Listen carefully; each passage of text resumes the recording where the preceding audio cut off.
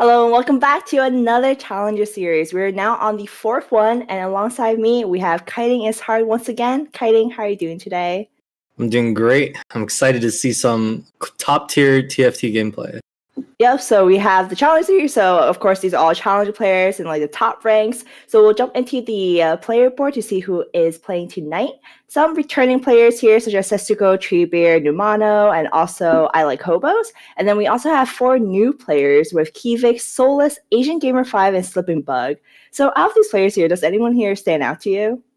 Yeah, I'd say it's nice to see Solus in a tournament once again, since I feel like I haven't seen him in a hot minute. Last time I saw him was, I think, the 4v4 tournament we participated in, and we did get first. But yeah, it's good to see him again. So a little biased there, rooting for your last teammate to go for that first place again.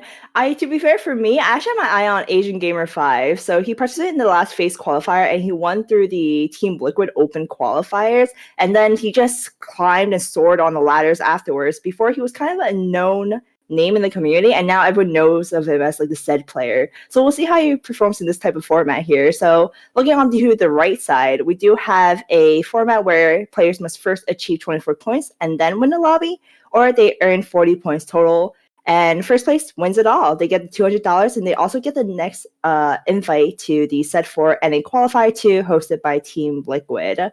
So jumping over to that format real quick, that will be on December 18th to December 20th. So make sure to catch that. That will be this weekend. We have the 4 winners from last time. Kiting's actually one of the players here. And then there's Soju. So there's competition. One of these players are going to be going against you in the coming week. Are you excited to face one of these later on?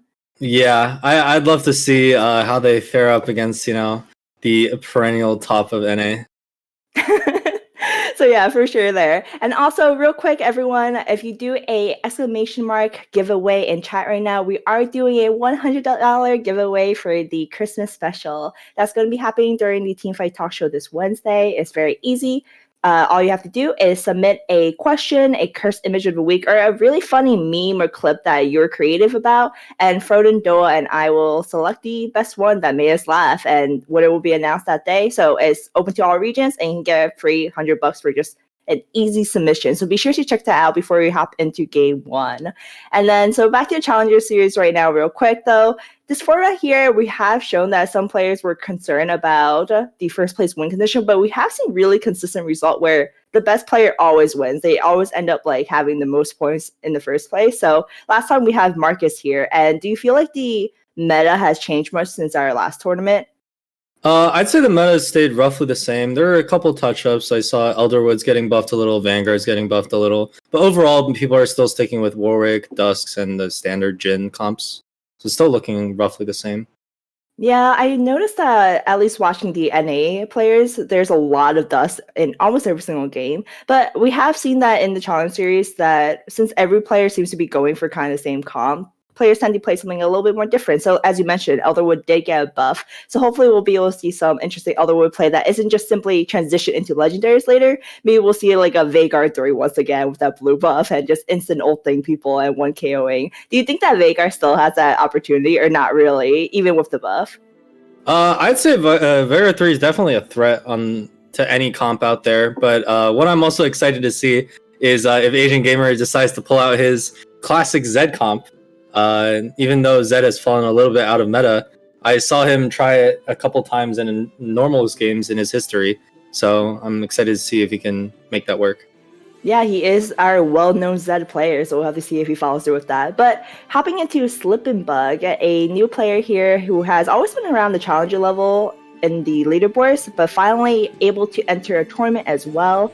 We did see that everyone got a defensive carousel, so Chain Vest, Cloak, and also Giant Spell. So what is usually your best item to get out of a defensive carousel, such as the one here? I personally prefer going for the belt. I know a lot of people prefer belt or vest. I'm pretty sure nobody would prefer cloak in that situation unless you're looking to hard force either Zed or Warwick. Maybe you could take the cloak for Runons plus QSS. It is a little tough to make that work early on though, because belt definitely makes some very aggressive items. When you start belt, you're just really hoping to not see that second belt show up. You get a vest, you get Sunfire, you get a bow, you get ZZ Raw, all amazing early game items. And Vest also makes a lot of very good early items for tanks. Usually early game, the tankier items tend to do better because they help keep your units alive longer, and that scales much better than just doing a little bit of extra damage on some like either 1-star or 2-star 1-cost units in the backline. Yeah, and luckily for him, he did not see the dreadful another belt. That would be the worst case scenario because Warmox is an item where, sure, it can be a little useful in the early game, but overall falls off pretty quickly. It's not something you want to build. But we talked about Elderwood slightly in the beginning here, and we already see that he found a Veigar and a Lulu already, potentially a Lulu pair if he gets the 2 gold here. So would he just run the 3 mages and just start off immediately trying to buff up the Veigar's AP? Yeah, I think the 3 mage start is definitely very good here. Ever since like the beginning of the set, I remember back in the beginning, 3 mages was kind of bad, but now after a couple of series of buffs, he already has a mix of Elderwood as well. He's almost to Elderwood 3. I probably would have put in the Lulu just to make sure I could pick up the paired Lulu here, since the Tahm Kench isn't really doing that much for you. He does get the double belt, but he also has a Zeke's to go with it. However, because he doesn't have a tiers opening, it might actually be tough to go for this Veigar. Usually you want to have at least 2 tiers going into maybe stage 3 or stage 4, because your Veigar really wants to start with a 3 tiers total that lets it ult instantly and just kill a unit right off the bat. Yeah. Because he has no tiers here, it might be a little tough for him to go for the Veigar. Decides to level here as well, just to see that to guarantee. So here's the thing: is that it feels like no matter how weak you are, players always level during this round. Is there any reason for you to ever not level besides the fact that you have not enough gold? Yeah, if you're playing a reroll comp, usually you wouldn't want to level. If you're in a position to play a reroll comp, for example, if you hit Lissandra 2 and like 2 Dianas, you have some good items for either Aphelios or Diana, and you still don't have a Chosen. You might choose not to level to see if you can hit that exact Moonlight Chosen. The shop here almost proved my point here, but it's a Dazzler Lissandra. Dazzler Lissandra early game is definitely very relevant. It's a lot stronger than I think most people give it credit for. The Dazzler synergy is just overall very powerful early, since most of the damage is coming out as an auto attack, and having Dazzler early just cuts so much of that damage. He chooses not to take it, though. Yep, probably because, I mean, it's hard not to sometimes when you are baited, or not even baited, but you just have the 3 mages already, you hit the Veigar early, it's just a little bit hard to give up. I do agree that Lissandra Dazzler is pretty strong in the meta and a bit underrated, but I can definitely see why someone would choose not to, just in order to keep these 3 mages right now. Yeah, for sure. He already has 3 backline units. He's not really looking for another one. The Lissandra doesn't really add any damage to him. He has enough utility with the Lulu. He's probably just going to stick with his current comp and wait and see if he can find a better Chosen later on. Yeah, so right now, the PBE changes did go through where you no longer go to level 7 and roll down for a 4-cost Chosen. So here, do you usually go for a 1-cost Chosen and you swap it out pretty early to look for 2 and 3-cost Chosens? Or do you just... Ooh, okay. Switching over there real quick, this is a Chosen that you automatically take and keep with you for a while. So I guess it definitely is a difference in adapting, but do you see this being more common now where people keep 1 to 2-cost Chosens all the way to late game where they can hit a 4-cost Chosen? Yeah, so there's a couple different ways you can play it now. You could play early game in like with a weaker board, holding on to maybe a 1-cost Chosen, and if you're desperate at level 6, you can roll down a bit and look for a 3-cost after selling it. You could also, if you happen to have the pre-level and hit a 2-cost Chosen, you can use that 2-cost Chosen to go all the way to level 8. So there, because you can't really roll at 7 anymore, you're not able to sit on a 1-cost Chosen that isn't like super relevant all the way to level 8. Of course, Cultist Chosen is one of those exceptions where if you get a Cultist Chosen, it's pretty much always relevant.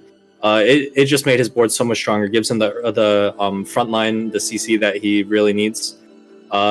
Yeah, this is a Chosen that might be able to push him to level 8 if he chooses to do so.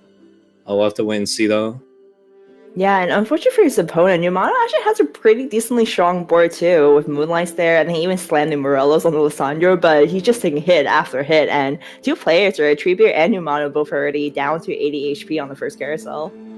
Yeah, with the current meta, a lot of people are playing their strongest boards early game, so if you don't have a good opening, or if you're choosing to greed a little bit and save up some money, you're going to end up taking a lot more damage. Since in past metas, it was more okay to just sit back and wait a little bit. but if everybody plays aggressively, you're fighting someone strong every single turn, so you're gonna for sure lose every turn. So would you say that you're in a severe disadvantage then, since everyone's trying to push for their aggressive start, but end up losing all their rounds, such as like Treebeard, Numano? Or do you think that, yeah, it has a small impact, but not enough to call it a severe disadvantage? It has some impact, but yeah, I wouldn't call it a severe disadvantage. I just call it like it's not great, but it's definitely comebackable.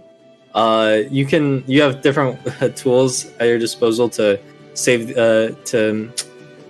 some extra money to roll at level 6. Your lose streak can get you a decent chunk of gold ahead of everybody else, and wow, he actually chooses to level here. Okay. Yeah, I was surprised on that too, seeing how that he was only at 2 experience points, so he didn't choose to level earlier, but he wants to stop losing HP, and we'll see if that pays off or not. Against Sesco right now, who does have 100 HP and running some sharpshooters in the back line. Wow, and it should be enough. What's interesting about this level up is he doesn't actually have a good unit to put in. It'd be a bit of a different story if he got a different chosen here. If he had a chosen that he could just throw into his comp right now. Ooh. This one's a little tough to take. It because yeah, that's the hard part, right? You take the Elise, and then you do have another cultist there, but the units that you have switched out is losing a brawler buff and then the kindred, because you don't want to lose Moonlight at this point. Yeah, I would not take this. I think you're at a point where if you try to pivot your way into this, you're actually losing more board strength. If he had a different cultist, maybe you could, like maybe a Elise or something. You could run something along the lines of Moonlight Keeper cultist, but even then, it's not super amazing. I think at this point, he's just gonna go look for a 2-cost or a 3-cost chosen and hope that it's enough to stabilize. Yep, following through with your plan. He's keeping with his Moonlights, and the Lysandra doing really good work. Not sure if it should be enough, actually. These raw tanks, and then the Lysandra should be able to push out the damage in the back, but the Fiora actually parried that perfectly. So, you know what? Maybe I have to take that back. We'll have to see.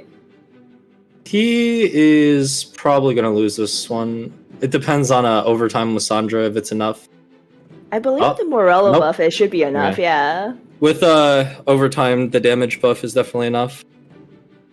Wow, super close one indeed. If he does end up finding the Silas 2, this gets him Lysandra 3, which is just enough to carry him to level 8, I think. Even though he's at 80 HP, which is a small disadvantage. If he does stabilize his board and manages to get away with not rolling at 6 or 7, he can go 8 and start rolling for legendaries. And that's definitely the goal on most people's minds right now, is to just look for the legendaries at level 8.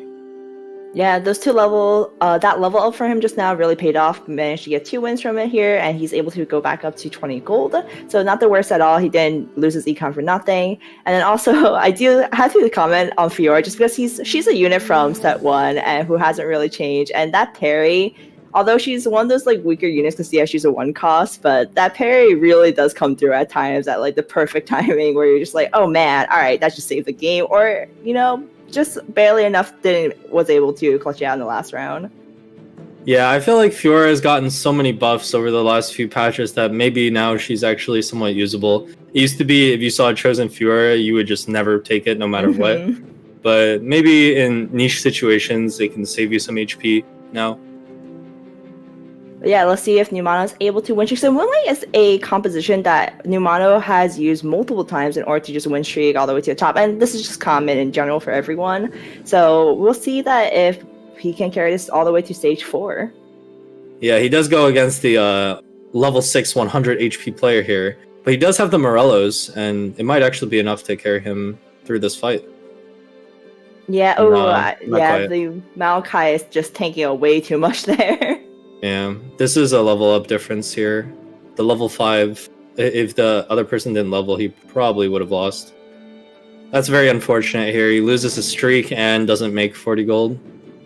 But he does have to hold on to the Silas because hitting a Silas 2 here would be a little too good. Wow, chooses to roll here. He really wants that chosen. Very aggressive, okay. Ooh, that is quite a chosen. If he plays this over Kindred, yeah, he gets an incredibly strong board here. He's really wishing for the Silas now. If he gets the Silas, gets a Lysandra 3, 4 Dazzler is definitely enough to stabilize mid game. but we do see a Katarina 2, scary looking one. Yeah, it is scary. He did get a very strong power spike here, but if he loses any more rounds after spending so much gold, it would be pretty detrimental for him. And as you mentioned, he didn't hit that Silas yet, so... Yeah, but he definitely did have to spend the money. I mean, he's sitting on no chosen. If he sits with this through stage 3, by stage 4, he's going to be something around 50 HP, or even less, and he's going to have to roll anyway. Rolling at 6 and 7 these days isn't really too different anymore, ever since they nerfed the 4-cost odds at 7. So rolling here is definitely the correct decision, and hitting the Dazzler chosen just makes his board really, really good against the mid-game comps that rely on auto attacks to function, like Solus's Aphelios. Yep, so we'll have to see here. We're searching with Treebeard now, who has 56 HP, so this is incredibly scary. Like, it's like one of those where you go to Wolves and you're down to 30 HP, you're like, how do I fix this game? I mean, to be fair, he hasn't spent much of his econ, he still has 50 gold, so ideally he's going to have that big roll down, and it feels like he is running Fortune, and he did cash out. I don't know how much of a cash out it was, though, but I don't think it was anything too significant, in my opinion. It's possible it was maybe like a 2 or a 3 turn cash out. I see a cloak on his bench. I don't know if that's from the Fortune, but being 56 HP means he lost pretty much every fight that came before this. He does have a Riven. I'm thinking about what kind of comp he's looking to build here, because he's probably gonna have to roll at 7 to fix his board. And if he's rolling at 7, he's not gonna be able to hit the legendaries that he really wants with his Gunblade Death Cap. Oh, it's an unfortunate loss. Although I guess he's running Fortune, so it's a fortunate loss. He can come back. Oh no, puns. Oh no. I mean, so yeah, he is running Fortune, probably going to keep those in, especially since you have a loss already. You keep it until the stage before Wolves, and then you roll it down one more time and go for a power spike. At this point, do you ever just stick with Warlords and try to go for a Katarina 3, or because you already slammed at Rabadons, you're thinking of pivoting to something else? I think he has to go for the Warlords out, and what's very unfortunate here is this Carousel doesn't actually have the glove that he desperately needs for QSFs. So that's definitely unfortunate. If he tries to play Warwick here, he did take a Warwick with a bow. He does have the Runons, but he has so many AP items that it's not very feasible. Wow, so close, but you definitely take that. That's a little too good for now. He's thinking about it. It feels like he's leaning towards not wanting to grab it, but we'll have to see. It is a Warlord unit. I think at his HP, it's prudent to just take this and start bailing out of Warlords or of Fortune at this point. You could level and play this, and it's just a huge power spike on his board. Wow, Seems like he might grade it out just in case if he gets one more loss. I mean, he is still running Fortune, so that could be one reasoning. That is very scary to have this HP and not a no chosen at this point. We saw Numano pick up a Dazzler Lux just to avoid being in this kind of HP deficit. I get that he's trying to run Fortune, but at most he's going to cash out a 2-loss streak anyway. So I don't really see the merit in keeping the Fortune in. I definitely think this is an important chosen to take. Talking about Hobos comp real quick though. This gigantic Nunu that's just slowly eating up everyone one by one. Yeah, this Nunu, it's a Nunu 1 as well, but it does have the Warmogs. It's giving a ton of extra HP, and with Nunu's ability, it is getting the true damage proc on pretty much everything. Oof, that is not a chosen you want to see either. And he does want to make 40 gold here, so he's thinking about what he wants to sell, if he does want to sell anything. Do you not want to greed out and try to get your Fortune cash out here, though? Because here's the thing, after Wolves, you probably want to sell all your Fortune units, but then you still have that 2 to 3 loss streak that you just got nothing from. So at this point, even if he cashes out this Fortune, it's only a 2-loss streak. It's not going to give him anything insane. So at this point, he's losing HP, and even if he wins and cashes out through some miracle, which it looks like he will probably cash out here, it's still not a big enough reward to make it worth losing this much HP. Oh, ooh. And that CC does it. The issue with Katarina into Lulu is the Lulu ult usually sinks into when Katarina ults. Yeah, so this is the hard part for like Fortune, where you're at 3 losses, you're just like, that feels a bit bad, but at this stage, keeping Fortune just means, I mean, you're down to 30 HP already. You kind of have to just get rid of those units and pivot to something much stronger. Yeah, I think objectively speaking, taking that Shins out to save HP in the last 2 rounds was correct. But we'll have to see if he can pull out from this HP free fall. He does pick up another Katarina here. He is probably thinking about playing for the Katarina 3. At this point, he really needs the Warlord chosen as well, just to stabilize even. Yeah, super unfortunate for him that there was no gloves, as you mentioned in the last carousel, because if he had the QSS, it would have made a difference, because the issue was that the Karina got her ult in a perfect spot, but immediately got bumped up, and that is a lot of items. There is that QSS, and then the potential for Runans, Giant Slayer, Bloodthirster. It's probably going to be an RFC and then something else if he's trying to run this Akali. He could choose to run anything else as well, but it's amazing that he's choosing not to roll with this. He should be trying to look for a chosen, if anything, just any chosen unit at this point in the game. Yeah, I'm actually really concerned for him that he's continuing with the Fortune loss streak plan. Because at this stage, a lot of competitors are a lot stronger because many do tend to roll a little bit at 4-1. So Treebeard choosing not to roll, being a little risky here. He does go against Solus, who does seem pretty weak on our end. So we'll see if it's enough. Katarina is in a really good position, also majority of team, and Solus should be able to take the win here. So good for Treebeard. It paid off. Yeah, oh, sorry, yeah, it's Treebeard. So his board is actually not that weak. Having this Katarina with the death cap basically makes it a Katarina 3 as long as it doesn't get focused. The damage is almost on par. As a carry, it's very strong for sure. The issue here is he doesn't have a chosen to build his team around yet. So he is definitely just greeting for the perfect Warlord chosen here. We'll have to see if he actually hitting. He does cash in his fortune. He gets the IE, and then now he has some extra items. He's probably going to hold out for either QSS, Death Cap, Ludens, Gunblade, all usable for Kali here. Ooh, okay. That's a really good pickup by 7 for him, hitting that at 0 already. Yeah, for sure. Now, if I were him, I would be looking for Vi plus another Warlord over the 2 Fortune. I think it's time to get these 2 Fortunes out of there. Having Fortune in for too long is definitely a trap. I don't blame it sometimes where it feels like if I'm still above 30 HP, I can still risk it for one more loss before I have to go down my 50 gold econ. And it feels like after he got his QSS, he does feel his Katarina is strong enough, and it's been paying off this risk, where he's now winning 2 games back-to-back. But I agree, he does have the Vi, he just needs one more Warlord. He should probably pivot out of the Fortune now. I think he is definitely just playing for first here. It looks like he really wants to start off strong, and that's why he's greeting the money so heavily, because he really wants to make sure he can hit this Katarina 3. He's considering here if he wants to put in 6 Warlord, but if I were him, at this point, if he's really just going for the first, maybe just keep this board as is. You don't necessarily need 6 Warlord for this Katarina to function. It already does a ton of damage anyway. But yeah, he does have the option to go 6 Warlord since there is a Garen in his shop. Yeah, this is definitely a very first or 8th kind of play style, or much riskier than normal in comparison. And in this format, that is definitely really good towards the latter games, because we do reward first place very highly, because you do have to end off with a first. But in the early rounds, I would say that aiming for top 4 might be safer, just to rack up those points to at least get the 24 points in the first place. So taking a loss here now, going to move him down to exactly 30 HP. We'll have to see now after Carousel is going to do that hard roll to try to hit a Katarina 3 or put in 6 Warlords. At least the 6 Warlords I feel like now would be. I feel like I'm getting like anxiety for him if I'm in this position myself. Yeah, he's been playing without a chosen the entire game. I'd be surprised to see him level here, but it's possible that he might just have to go for the level up into Katarina chosen. He might just have to gamble it. Having this HP at this point in the game means you have to win 3 or 4 fights that the top 2 or 3 players loses. So you'll have to have a very, very strong board in order to do that.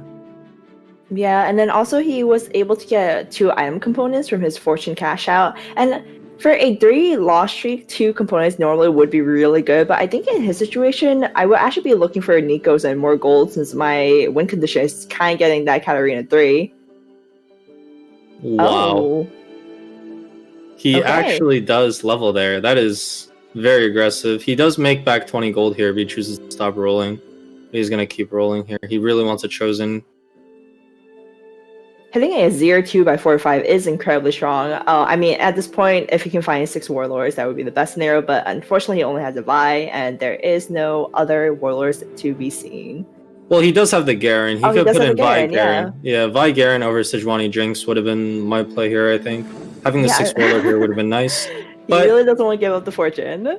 yeah, but as it is, his carry being Katarina, if it doesn't get focused, it doesn't really matter if you're 3 Warlords or 6 Warlords, since the main change there is the HP.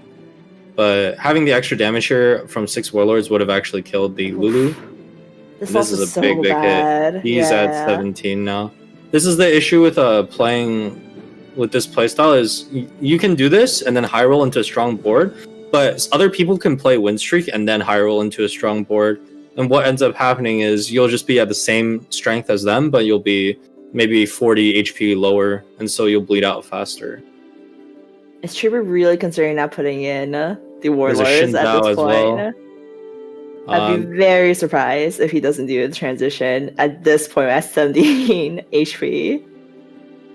He sticks with the fortunes. Okay. Wow, that is very scary for sure. He's gambling. He's gambling on hitting Nico's off this fortune because he needs it to finish his Katarina. He should also consider moving his Katarina to the middle space because as it is, it's getting baited to the side. So the way assassins jump is if you put them on the first row lines up perfectly with the enemy back row, but because they usually have a unit there, the tile you put your assassin on will go in between 2 of their tiles, so you can target exactly where your assassin goes if you put it on the first or the third row. Well, if you put it on the second or the fourth row, it might RNG left or right, but that's like a very small min-max thing, but right, for sure. So here's the thing: is as you mentioned, he needs those Nikos, but the thing is he's 3 Katarinas away. So he was at a 2 loss streak. So even if he does get 1 Nico, he is down to 8 gold right now. Like the chances of still hitting the category is very low. That I feel like you putting in the 6 Warlords is just such a bigger power spike. Because right now he is down to 1 life. Him and Asian Gamer, which we haven't been looking at all, but he's down to 7 HP as well. So this might not be an A for him, considering there's someone else just as low. Yeah, it's definitely looking scary though. 8th or 7th, either way, is starting off a little bit rough. We'll have to see if he gets the Katarina 3 here. A lot of Azir showing up in his shop. I think now is the time to swap into 6 Warlords. Over here we have I Like Hobos with his really strong Elderwood win streak board. This is the Nunu that carried him forever.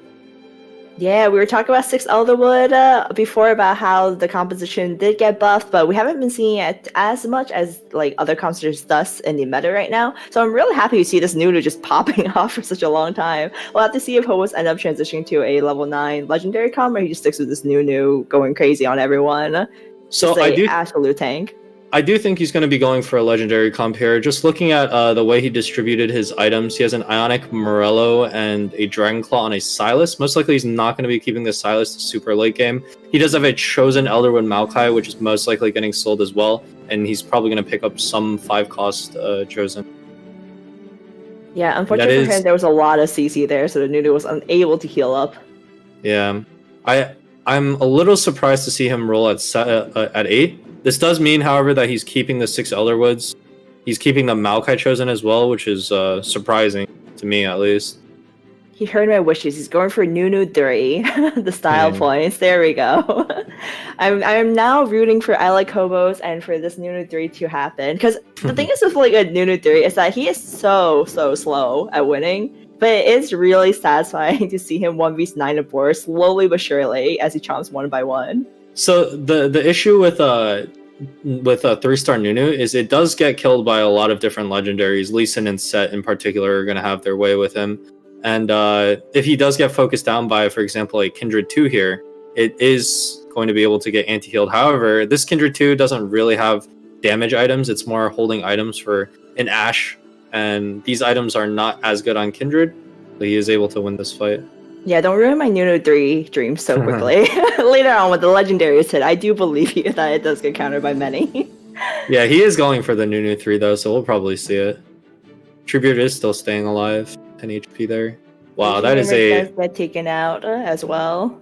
I saw an RFC Elderwood Warwick 2 there. That was looking mighty scary. And Setsuko just hit the Yone 2. So this comp is going to start getting And outscaled a very, very Kane quickly. too. So I saw a 9 Elderwood as well. Wow. Okay, so yeah, there's I like hobos. I am rooting for you, buddy, but there's a lot of scary comps out there, as Kanye just mentioned. So against Treebeard right now, who Treebeard finally took away the fortunes, I believe. Yeah, he got rid of the fortunes. He did hit the Katarina 3, so the fortune gambit did pay off. Katarina 3 is going to be able to slaughter a Nunu 2 pretty easily. We're going to see a big HP hit here. Wow. Oof. The issue with being only 10 HP with the Katarina 3 is if the Katarina walks funny even one fight, there goes your game. So he's just sitting there praying that the Katarina is faker. That's something we do see in Assassins, right? Where it's sometimes just wiggling left and right due to a CZ rod spawning and a Zir on the side with their stand shoulders. So we'll have to see. I mean, the most we see that from is usually from Diana, but we'll have to see if Katarina just goes off to one corner and ults one unit as well. That's usually the worst thing you want to see from your Assassins. Yeah, for sure. So he does lose the Ginsu there. He wanted the Ginsu for his Ashe, but Solus does get it. It's probably going to be a Frozen Heart or a Stone Plate here. Doubt he wants a duelist spat with no duelists. It's going to be really hard to compete against everyone else. I mean, yeah, Slippin' Bug there running 9 Elderwood to 1 up hobos. And then, as you mentioned, legendaries do kind of counter this composition. And there was, I believe, one player, Setsuko, that hit a Yone 2 you mentioned, and I saw him hit a Kane 2. So we'll have to see if he hits this Nunu 3 and how that Nunu 3 will fare. But first things first, does he even hit the Nunu 3 in the first place?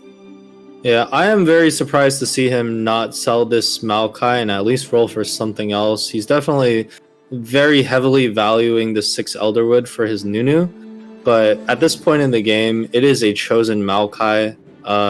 You could be running 3 Elderwood with a chosen 2-star 4 cost and probably be stronger overall, but maybe 6 Elderwoods is just strong enough now to make it worth keeping even a Maokai. Yeah, looking at that Kane right now, does get eaten by the Nunu, so there we go. That's 2 legendaries right now that the Nunu decided to go against. Loving it right now. He actually wins here, which I'm very surprised. I believe this was against Setsuko's words. So I didn't take a look at the itemization. I believe the Yone barely had any items on it, so that makes sense. But the Kane just unlucky. It had full items, but by the time it got to a Nunu, Nunu was at full health. So that was just an easy chomp on this end. So really good positioning for his hobos over here. Yeah, I'm surprised that he is choosing the roll here. He could just wait till after creeps, save some money here. There's no rush for him to get the Nunu 3. He is healthy. He will live at least 1 extra turn. Just to worry, guess another Ezreal. I'm surprised he didn't take the other Ezreal from earlier. I mean, it's understandable that he wanted to keep the Lilia, I believe, for the 3 mages. But even then, your other 2 Elderwoods don't have any items on it, so I would have opted for me with the Ezreal earlier, previously. Yeah, I think his board as it is right now does lack an 80 carry. Warwick 2, while it's a good enough carry, it's not really known for like doing amazing AD damage. Yeah, that is what a Dusk Cane will do. Solus is 6 Dusk, I believe. And Set will not be enough here. Even with the Dragon Claw, this is going to be a big hit. 22 doesn't really put him in lethal range. He's probably not going to die in 1 hit. Treebeard does manage to survive another turn. He does have the Katarina 3, and last turn, every single person between 3rd place and 7th place was below 15 HP. So definitely a very close game with Slippin' Bug and Slippin' Bug all the way at the top. And everybody else was just... We did see as well previously, Solus was the composition that hard countered hobos, that Cassiopeia ulted right onto a Nunu, and then the Kane just one-shotting him right afterwards. But hobos does have 22 HP, and then Slipping Bug here probably secure top 4 no matter what, because everyone else is about a 1-2 loss before they are going to be out. And Slipping Bug has 4 lives in him, so 3 rounds later, he'll still be alive, probably top 3, top 2 most likely in his scenario. Yeah, Slippingbug's definitely just going to sit on this until he goes 9. He's probably... if I were him, I would consider dropping down to 6 Elderwood, although you could keep the 9 and just throw in legendaries on top of that, probably sell off the TF for a Lilia, and then add on another legendary with an Elderwood spat is probably good enough to win the game. There is the Nunu 3 secured, though. Of course, he waits until after we switch out of him, but it's okay. We do have the 9 Elderwood gameplay, which Elderwood is a composition that I have been wanting to see for a while. So against Estugo right now with the Legendaries composition, the Kane just jumping back and forth in the backline, clears the majority of them out onto the work now, clears them off easily, as well as the Slipping Bug does take a hit here. So let's see how many other players get knocked out, because I believe at least 1 to 2 players should be dead here. Solus get taken out, which is really good for Hobos, because that was another composition that was really against him, but Hobos takes a big hit down to 4 HP. Treebeard actually just been on a roll ever since he switched out of his fortunes into Warlords. So I'm curious to see if he's able to push the top 4. Oh, and there we go, a Zillion chosen. I like what he's doing here. He's taken off the 9 Elderwoods. He is going to 6, and he's going to be running a legendary comp with the 6 Elderwood using the 2 Elderwood spats. Definitely what I like to see. For now, he's going to Elderwood set. He might actually choose to keep that. It's not a bad choice. Selling the Maokai is a little interesting to me, but I guess because he does have an item for his Ashe, and he does have a Vigard too, that it will be better than just 4 Brawler. So we do have 6 Elderwood against 6 Elderwood. This is the I like Hobo's composition with the Nuna 3. And Nuna just gets stunned for a very long time on the bottom left through absolutely nothing. That was super unfortunate. Just stood still for a solid 4 seconds. And then the Nunu still cleaning. Oh, sorry, not the Nunu. The Warwick still cleaning up, and that should be it. This was the Ghost though. So, but I like Hobos does get taken out against his actual opponent. Yeah, Slipping Bug right there actually had his set get locked in the corner there, which is a little unfortunate. That fight got way closer than it should have. Now he needs to come up with a way of beating Treebeard's Katarina 3. If I were him, I would probably, continue positioning this way. Ooh, okay, interesting. Choosing to drop the Nunu. Looking for... Ezreal 2, okay. Yeah, Ezreal 2 is definitely an upgrade. He's trying to move the items to set, okay. Ashe 2 is secured. He's got a Yone as well. Now he just has to be patient. He's keeping the Dazzler, which I also find interesting. I guess it's understandable. It gives his Warwick Divine, and it's still, like, Dazzler's still somewhat relevant into everything. But the main concern in this game is going to be the Katarina 3, whether he can find a way to beat it. And I don't think Dazzler is the way to do that. And also, surprisingly, Numano here did really well for a while. I do think the set should be able to clean up, though. Yeah, yeah, the set will probably clean up this fight with the Ezreal ult here, healing them up. It's definitely going to be it. Much closer than I expected. That was a Ashe composition with 3 Adept. Yeah, Numano barely dies there. Now it's coming down to can he beat this Katarina 3. So the Fortune Gambit paid off big time here for Treebeard, hitting it at 10 HP. Yeah, we were super anxious for Treebeard for a very long time, questioning those risky plays of keeping Fortune for a very long time. I think this is a very big misplay from Treebeard right here, actually. Didn't notice that his opponent was 2 sets. He could have worked to deny that, but chooses not to. It's going to be, looks about right. What was the item? He picked up He took a death cap. So he could have taken BT for either Jhin or Akali there, and it would have been not that bad, right? Oh, okay, puts in a duelist instead. Yeah, for his Lee Sin. He wants this Lee Sin to kick the set off the map, ideally. That's his goal. With the way he's positioned. The Warwick and the Zillion and the Ezreal are going to hit this Lee Sin. Hopefully it charges enough mana so that it kicks before the set, and it does. There you go. So this is going to be a positioning diff. With the Duelist, it's going to chain CC that set, so the set doesn't even ult. And, oh, no, not quite. The Giant Slayer BT is actually enough to take down Katarina, and yeah. But really getting a second place from his positioning, getting a second place from that position is already very impressive. Yeah, extremely well played by Slipping Bug and Treebeard. Slipping Bug going from 9 Elderwood to Legendaries. And we actually saw Slipping Bug was a player that performed extremely well even from the early game. And then we saw too Treebeard, someone that we were extremely concerned for, thinking that he might go 7th or 8th place, but was able to go for a huge comeback, a big win streak with 10 HP left, all the way to 2nd place. So how do you feel about those 2 players' performances tonight? Honestly, it's been great to see. Usually when I try to play Fortune like that, I get too scared and I bow out too early. But I guess that shows that if you stick with Fortune, Fortune will hit you up at the very end there with the Katarina 3. And the 9 Elderwood mid-game transitioning into Legendaries was also very nice to see. Overall, very well played by both of them. Yeah, jumping to the scoreboard real quick. So we do have Sleeping Bug and Treebeard leading up at first and second place, followed along close behind Numano and Sesico. And in the bottom here, we have I Like Hobo, Solus, Keyfix, and Asian Gamer 5. Something I noticed about maybe a Caster's Curse, but every time we name a player that we're really wanting to see and perform well, you name Solus, I name Asian Gamer. It seems like they struggle a little bit in the beginning. Definitely, there's still room for the comeback, and we have seen that before, where a player may have performed 8 for 7 in a game, but they go first, and take back the win. So we'll have to see how they do in the later round. It's only been game 1, so we'll be hopping into game 2 soon. So here's the thing: we talked about Elderwood a lot, and also Dust. So Dust was a competition that we expected to see, and then we were thinking Elderwood might be less, but this was the opposite here. So what do you expect in the next game? Do you feel like players will go for the same style, or do you think that Dust is a composition that is still like top 3 in the meta and that we would see a lot more relevant in the future games? So I think Elderwood and Dusk both serve the same purpose, which is to get your comp to level 9. The goal is to try and reach that level 9 so that you can look for the 2-star legendaries and throw good items onto them. Elderwood does this by having a Vygar 2 mid-game carry, which is able to get you to 9. And then Dusk is a very stable board that can also get you to 9 with Keeper, Cultist into Dusk, into whatever you choose to play. They're also very good at using aggressive early game items, for example, Ionic Sunfire. With Elderwood, that's with the Maokai and the Nunu, having, as you saw, the super tanky Nunu 3, or even when it was a Nunu 1, it's able to carry its way all the way up to level 8, level 9. And Elderwood overall just very efficient in terms of the stats it gives for how many units you actually have to run. So I'm expecting to see everybody try to shift their playstyle towards playing even stronger boards early game. Last game, we did see a lot of people play their strongest board, but we also saw some people playing and taking more reserved approach and saving some money. Yeah, we definitely saw Fortune is always like a scary thing to do, right? Because it's either a bait and you just slowly lose all your health to 8th, or it becomes a risky playstyle where you go to first and you were able to get a lot of gold to roll for something much stronger later on.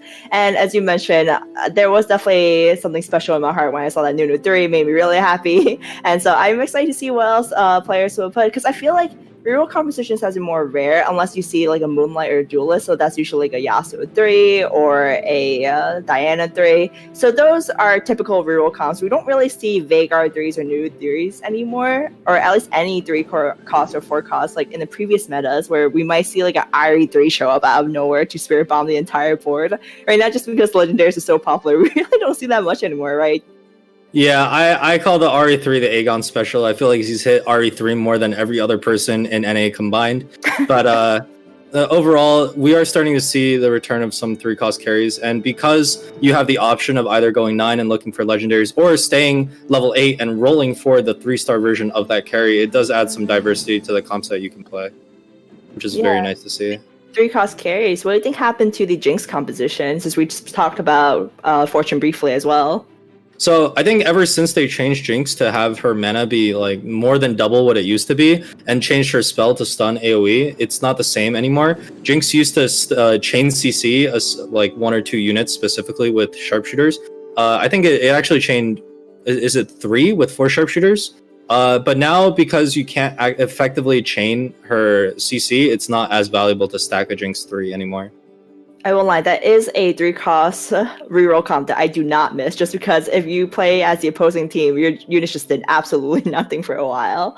So yeah, as you mentioned there, it's very hard to do that chain anymore, which is why we do see it less, but who knows, maybe in today's game we might see it come back, because we have seen some of these players, Numano especially, and also I Like Hobos, in these competitions, do tend to play something outside of the norm. Obviously, if they get like a Riven Chosen, they would play and go for a Dust composition to legendaries, but they also tend to play other stuff as well that is a little bit more surprising. So, but Sesico here right now, slamming.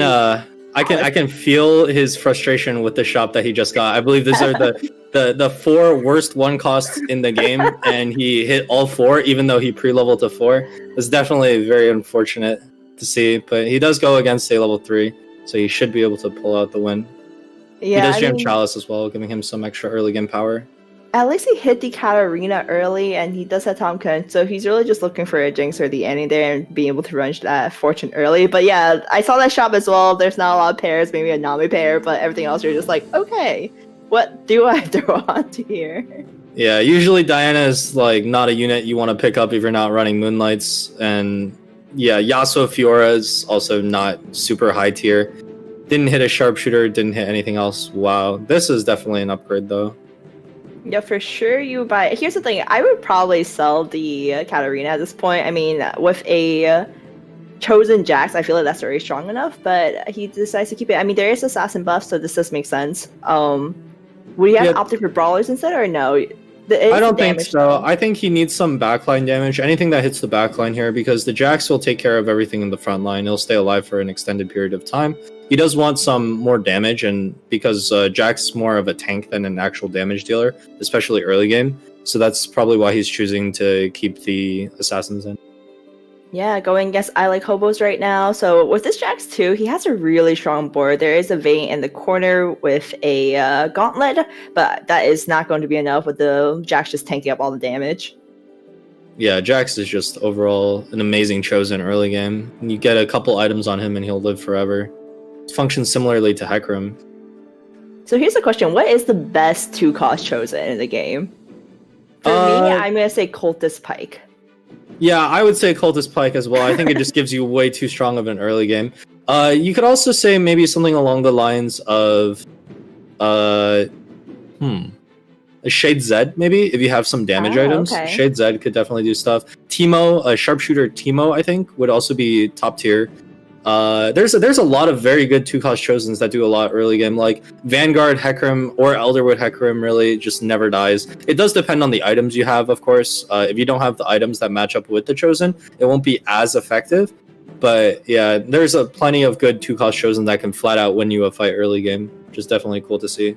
Yeah, speaking of 2-cost chosens, there is a Jarvan 2, which is one of the best ones again, in my opinion, over at Kivix's board. And then speaking of 2-cost chosen as well, we have Asian Gamer here who is known for his Zed. There is no Zed chosens for him, but let's see what he plays. He is running 4 brawlers with the Nunu. I'm surprised he didn't slam the tier onto Nunu, because most likely you're going to sell off that Nunu anyway, so might as well give him the tier to try to ult a little bit quicker. Yeah, using the components on your bench whenever you can is definitely helpful, but we can already tell he's going to try to play Zed here. He does have the RFC already. It's definitely locking him into the comp that he definitely prefers. It's about what I expected. Let's see if he can pull out the Zed and make it work, because I believe he got 8th last game, and I'm not sure if he was trying to play Zed, but we'll see Zed take a top 4 this time. Yeah, that's the question. Is Zed still relevant in the meta? Because, I mean, outside of Asian Gamer, I have not heard of anyone or seen anyone play Zed much.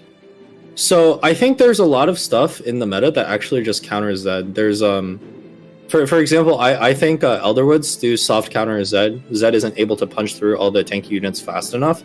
It does depend on positioning, of course, but it's a little rough for that matchup. With the Dusk Legendaries, Riven actually doesn't do too awfully into Zed. Of course, the dropping aggro part is definitely a big deal, but it's not the worst thing in the world, especially if you get like a Set or a Lee or even Kayn. Anything that if it gets to the Zed will die in 1 or 2 abilities. It's definitely useful for that matchup. Yeah, taking a look, doing a quick research on Asian Gamer real quick. In the previous game, he actually played 4 Divines and got an 8th, but looking at his match history, he does play a lot of Zed. I would say 70% of his games are Zed, and then the other percentage are Warwicks and or Legendaries. And it seems to be very mixed results. I see like 1s and 3s, and then I see 7 and 8s, so we'll have to see which one prevails in today's tournament. So I'm a little surprised to see him go for this Hodge here. I would have expected him to go for a more Zed-focused item, but I guess he wants some early game power just to make sure he isn't negative 5 HP when he does end up rolling at 7 for his units.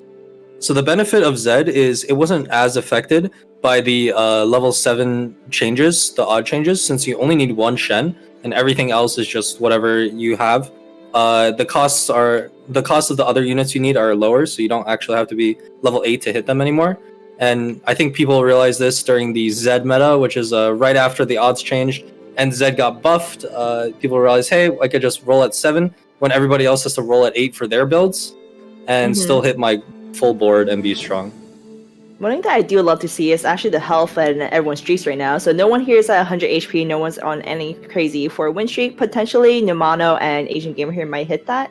But we saw like in the previous round, there was 2 players that was pretty much at 100 HP by the first neutrals. And then we had 2 players that was like 80 HP or below. And so when you have such a big difference in that, 2 players definitely have that advantage. But here, I feel like this is going to be a pretty close lobby, seeing these health scores and the fact that no one is on a 5-win streak, or at least they won't be going into the neutral round.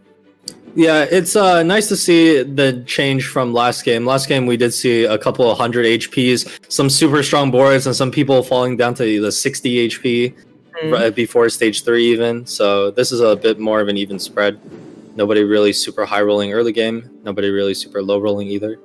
Yep, and everyone's listening to my wishes where I wanted to see more Nunus. And even though this Nunu will be changed out very soon later on, at least in the beginning, I get to see him shine a bit more with a RFC Hodge play and doing really good work for Asian Gamer here, carrying him all the way to the next neutral round.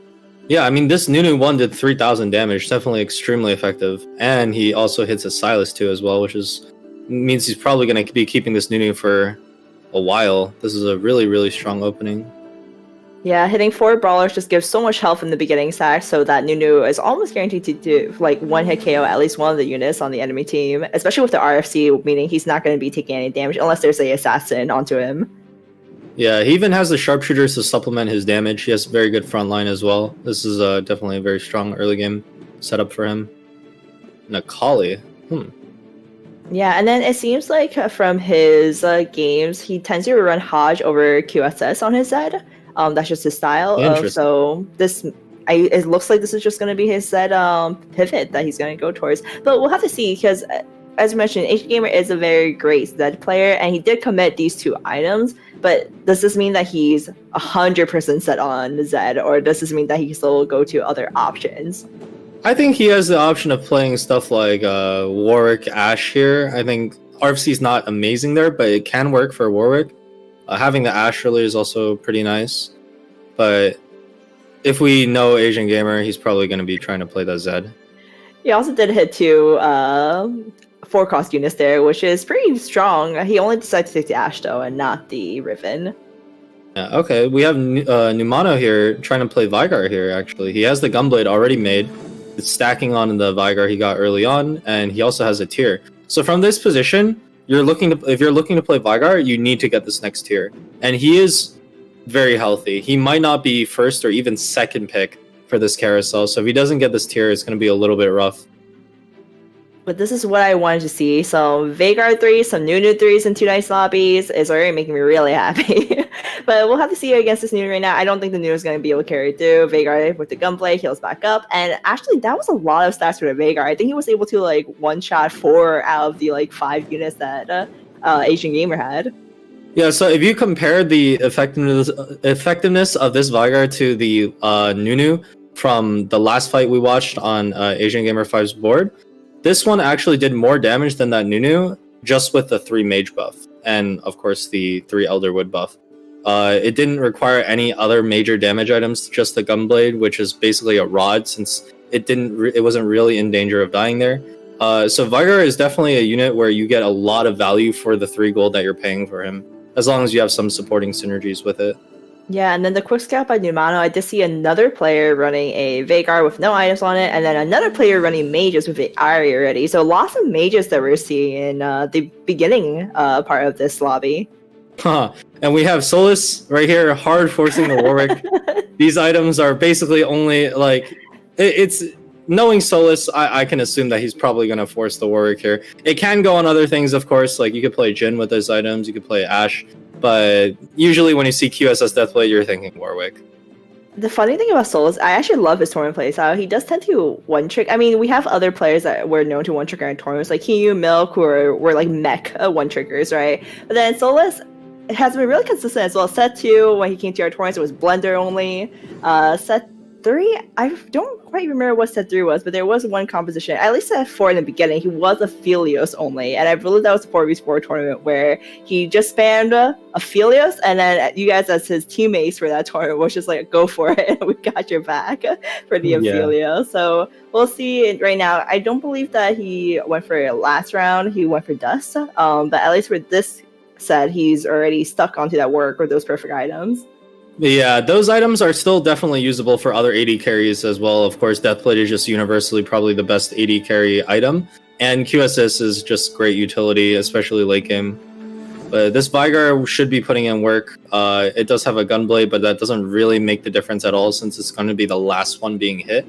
It doesn't really need the Gunblade yet. Yep, it looks like Slip and Bug's board is slightly stronger with the utility of Sunfire Ionic. Yeah, I mean, Tom Kench in the early stages is just seemingly unkillable, especially with those items as well.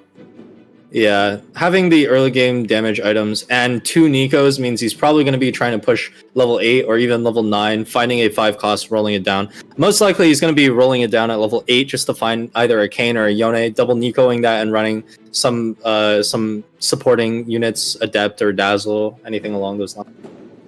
Yeah, so right now, he already has 1 tier, unfortunately, that he's unable to get a 2nd tier for new mono here. So what item are you really going for? Because if you're going for Veigar carry, you want 2 tier items. But then so he has to take the glove here. He has to take the glove for the Hodge here and then hope that he naturals a tier and somehow finds a blue buff later on. I would just gem the Hodge right now. I wouldn't even hold out for this blue buff. It is a little bit risky, but I think the Hodge here just lets him go towards the level 9 goal, and I don't think he's going to be re-rolling Vigar here. If he chooses not to jam the Hodge, however, that does mean he might be greeting for a Vigar 3 with perfect items, aka blue buff and something else. But he does choose to just jam the Hodge right away. The Hodge is just so much power right now, especially if it rolls damage. Fortunately, this time it rolled healing, so it's not going to be that useful since he already has the Gunblade. But every time it rolls damage, it turns a Vigar 1 into a Vigar 2. Yeah, and as you mentioned before, saving health at these early stages is so important that even towards the late game, even if you completely fall off, yeah, you don't have your blue buff, you don't have the perfect items, but you save so much HP in the mid game that you are just 4 rounds ahead of your competitors that you don't have to worry about going 5th or 6th, and you're just guaranteed a top 4 spot.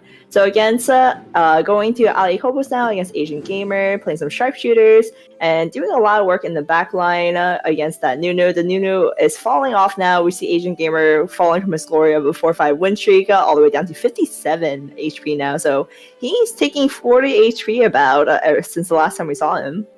Yeah, so that's mostly because he's running an RFC Hodge Nunu 1. That's not exactly what you're looking for. Hobos right here has a very strong backline, of course, with the Vayne with 4 sharpshooters and 3 items on it. Zeke's is great, Runon's is great, and Jewel Gauntlet is pretty good. And he also has a very, very beefy front line just with the Keeper alone and the Jarvan 2. Even though it doesn't look like much, the Keeper shield plus the Jarvan 2 is effectively way more HP than it actually looks because the CC is also buying you time for your sharpshooters to hit freely. So this build is definitely stronger than it looks. Yeah, and then these items that he's right now putting onto the Vayne, so obviously this Vayne is going to be sold later on. So where do these items go later, or where do you see him pivoting towards? So I'm a little confused. I don't really know what you would want to play with Jewel Gauntlet and Runons. Yeah, I can't really think of anything there. I think he's just going to be running some form of sharpshooters until level 8 and then rolling down for legendaries. Maybe he can get away with Jinx carry, although it's definitely a little rough. Maybe you can do something with sharpshooters, although you will have to sell this Vayne. Yeah, I'm not too sure about this one. Yeah, I agree with you. Runons is usually just a premium AD item.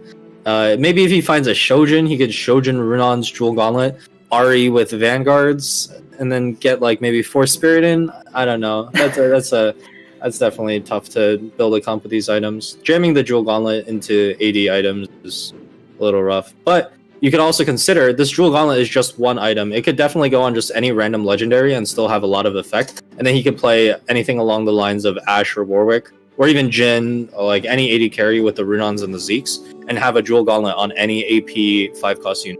So it's not necessarily a bad spot. It's just looking a little awkward if you're trying to think of a set comp that you want to play.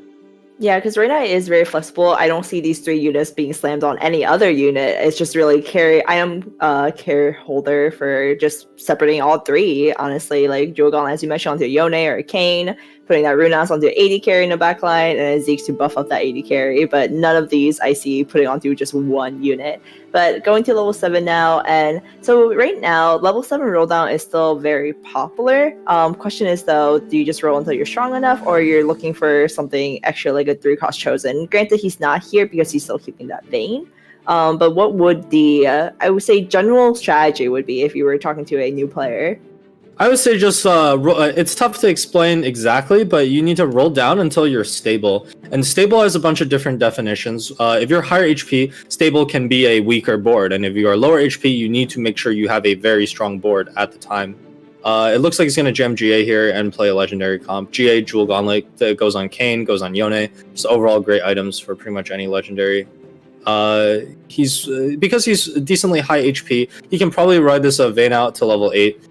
It should be able to clean up almost every single unit in pretty much every fight he can go against. Even against someone who rolled down, right? Numano rolled pretty heavily. Still has 30 gold, but rolled pretty heavily there.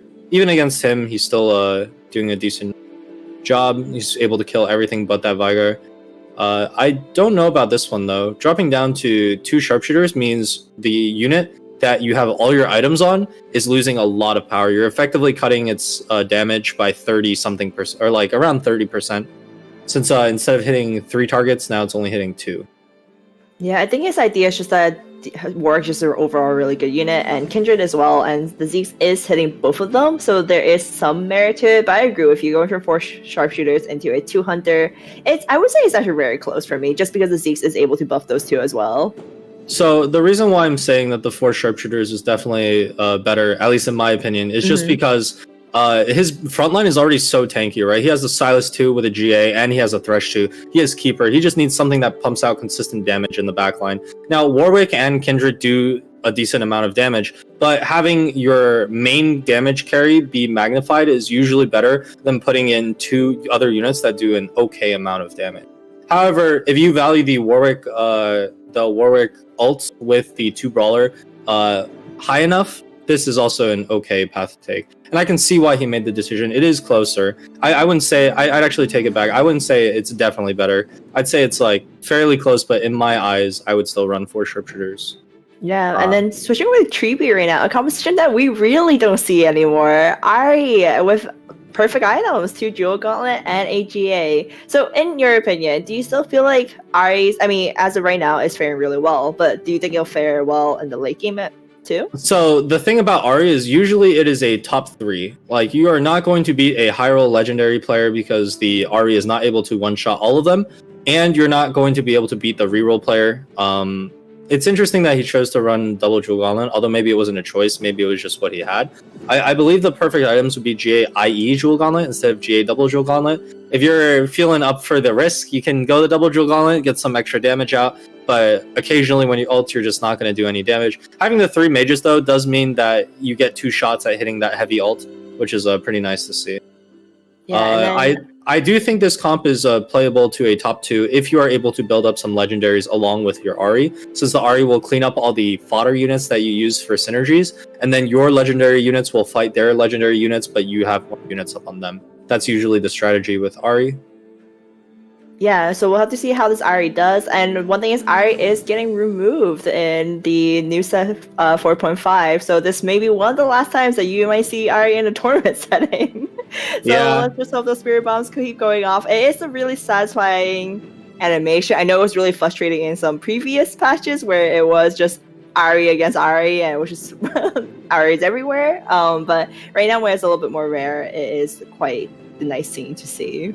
For sure. I mean, it is definitely very hard to balance. Units like Ari and GP in the past, they're either extremely good or they're useless is what it feels like. I think Riot did land on like a decent balance where if it gets interrupted, the cast is much smaller. It's a much better way of balancing the unit, and it plays around, and yeah, it plays around. It gives some counterplay to the unit, basically. Oh, but it does look like he's going to take a beating here. This Kayn is probably going to shred through his team. I don't think there's anything he can do against this one. The Ari is in a really good position to ult everything in that circle. Oh, never mind. Oh, okay.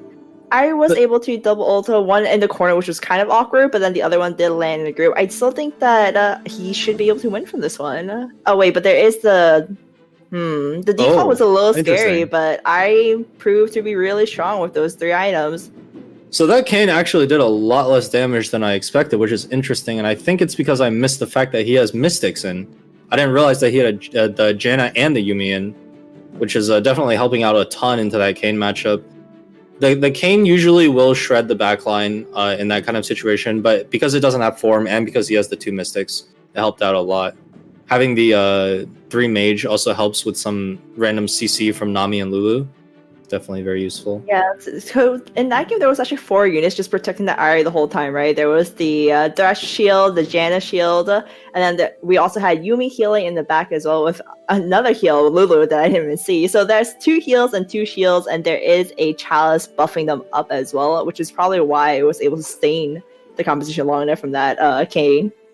Yeah, I am interested in seeing what Treebeard has planned for level 8. Whether he chooses to roll down for the RE2 or whether he tries to go 9 and look for legendaries. I think if you only have the RE1, you do want to roll down a little bit, maybe find the RE2 and stabilize. He does have some other stuff he can swap out. This Elderwood, Lulu isn't exactly the best unit you can have.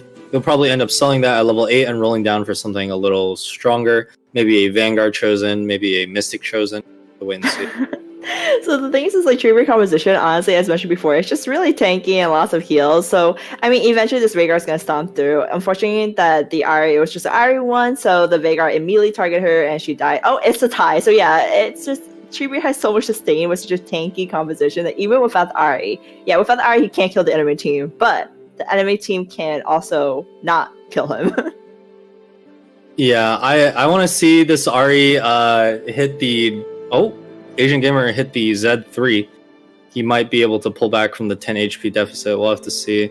I have seen Z3s not do very well though recently, but I want to see if this Ahri does land the crit on the double jewel gauntlet, which I believe is 65% crit. It's not amazing. If you do get 2 casts, it is a lot better. It's basically a 1 in 9 chance that you don't get at least 1 crit out of your double casts.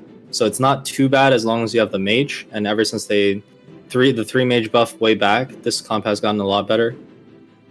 Yeah, and as you mentioned before, Ahri is a composition that tends to be a bit weaker towards the very late game, usually more top 3 than like a first place composition. So I can see why Treebeard didn't want to greed out to wait for an IE potentially and slam those double jewel gauntlets super early in order to maintain his top placement as 2nd place right now. Yeah, if you look at his board, it's actually not very expensive. He has 2 2-star or 3 2-star 2 costs, a chosen 2 cost, 2-star 1 cost, a 1-star 3 cost, and a 1-star 4 cost. This is actually a very cheap board. So the fact that he's still very healthy with it shows a lot about how much power is hidden in Vanguards and Mages specifically. Yeah, Hecarim taking a lot of damage. Z-Zero also buys a lot of time. Ahri finally gets her ult off, perfectly hit, but not a lot of damage into that one. Unable to kill off almost any units in those 2 ults, unfortunately. But Ahri does get her other ult one more time, so 2 more times going off here, and again unable to clear anyone off. So I mean, to be fair, Treebeard has a lot of health, he has a lot of gold, so he just needs to hit that Ahri too, and that would have probably made a huge difference. So I think Ahri won. I think Slipping Bug there had a chosen Mystic Shen, which is going to be 4 Mystics for his board, and that's probably what's causing the Ahri to do peanuts amount of damage. But once he does hit the RE2, hopefully it'll start doing a little bit more. He does need to find the RE2 soon and a different chosen aside from the Lulu, but it depends on if he's willing to roll down right now for it, since he has 48 HP. Yeah, I'm surprised that he didn't sell off the Lulu 2 before the roll down, because the Elderwood 3 wasn't doing too much for him, at least from what I saw. But moving on to Agent Gamer now with the Z3, and this is perfect items for him, doing Runas, RFC, and Hodge. Does get CC, there is no QSS, so there's a little pause of damage there, and so that's why I'm very confused as to why he doesn't like the QSS. Usually the only way this Z comp loses is if the Z gets CC'd. So not having the QSS there makes it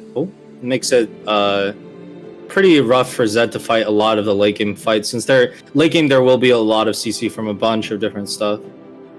Yeah, able to squeeze at least a 6th place out of it. Solus got taken out at 8th, and then Kiwix there just got a 7th. So yeah, so I guess, well, for this kind of spot. It's just positioning in that case scenario where you're just hoping that your Zed is in a spot where he doesn't get a stun for a very long time, is able to just stride through the units in the back line of the enemy team. In this meta, because there's a lot of Dusk's keepers, and so with Dusk comes Cultist, and with Elderwood comes Lulu, there is a lot of CC in the backline. There's random Jarvan ults, there's cannons, there's Lulus, and just overall a lot of CC to be concerned about. Like Lilia here doing a little bit of CC. Overall, not having the QSS is honestly very concerning for Zed. I'm very surprised he chose to go for Hodge instead of QSS. Usually if I see a Zed without QSS, it's the world's difference. But I mean, what do I know? He's the one who plays Zed the most, so maybe I'm missing something here. It could still be an experimental era as well to try to perfect that set to see what kind of builds will go. But hopping over to Numano now, with that Veigar still. So there is no blue buff. He slammed the Hodge earlier on and decided to go for a GA. GA is an item that I don't really see too useful on the Veigar. I mean, he's been winning a lot, but I feel like just based off of his other two items. Yeah, I mean, if you don't have the tiers, you have to go for something else, and you might as well go for something defensive. If you already have a Hodge and a Gunblade, you don't really need triple offensive item at that point. It should be doing a decent amount of damage anyway, so GA or QSS or something along those lines is definitely useful. Overall, his build does look decent. He has the 6 Elderwoods, but he is keeping the Elderwood Maokai. So am I missing something here? Everybody seems to be really liking this chosen Elderwood Maokai, although I guess the reason he's keeping it is because he does just want an Elderwood chosen. He doesn't really need any other chosen. The only better chosen he could get is either Veigar or Lulu or something along those lines. So you might as well keep the Maokai at this point. He also doesn't have that much money to roll with, so he doesn't really have enough money to look for a better chosen, or a much better chosen at least. Yeah, I mean, I'm assuming he's waiting until he can get a Aurelia before he does a switch, and then hopefully finds a better chosen than the Maokai. I don't think he wants to do that commitment yet, especially since he's still winning and doesn't feel like he's too weak against the competitors. But yeah, I am surprised. I mean, as much as I do love Elderwood and did want to push for it, this is something that I did not expect to see in such late stages of the game. Going against Slipping Bug right now, and this Ashe and the Veigar is just demolishing. Ashe putting out a lot of DPS damage, and then the Veigar just one-shotting whenever he gets his ult up. So it does look like the 6 Elderwood is just a crazy, crazy powerful buff right now. I just watched that Nunu 2 basically one-shot the Ashe on the other side.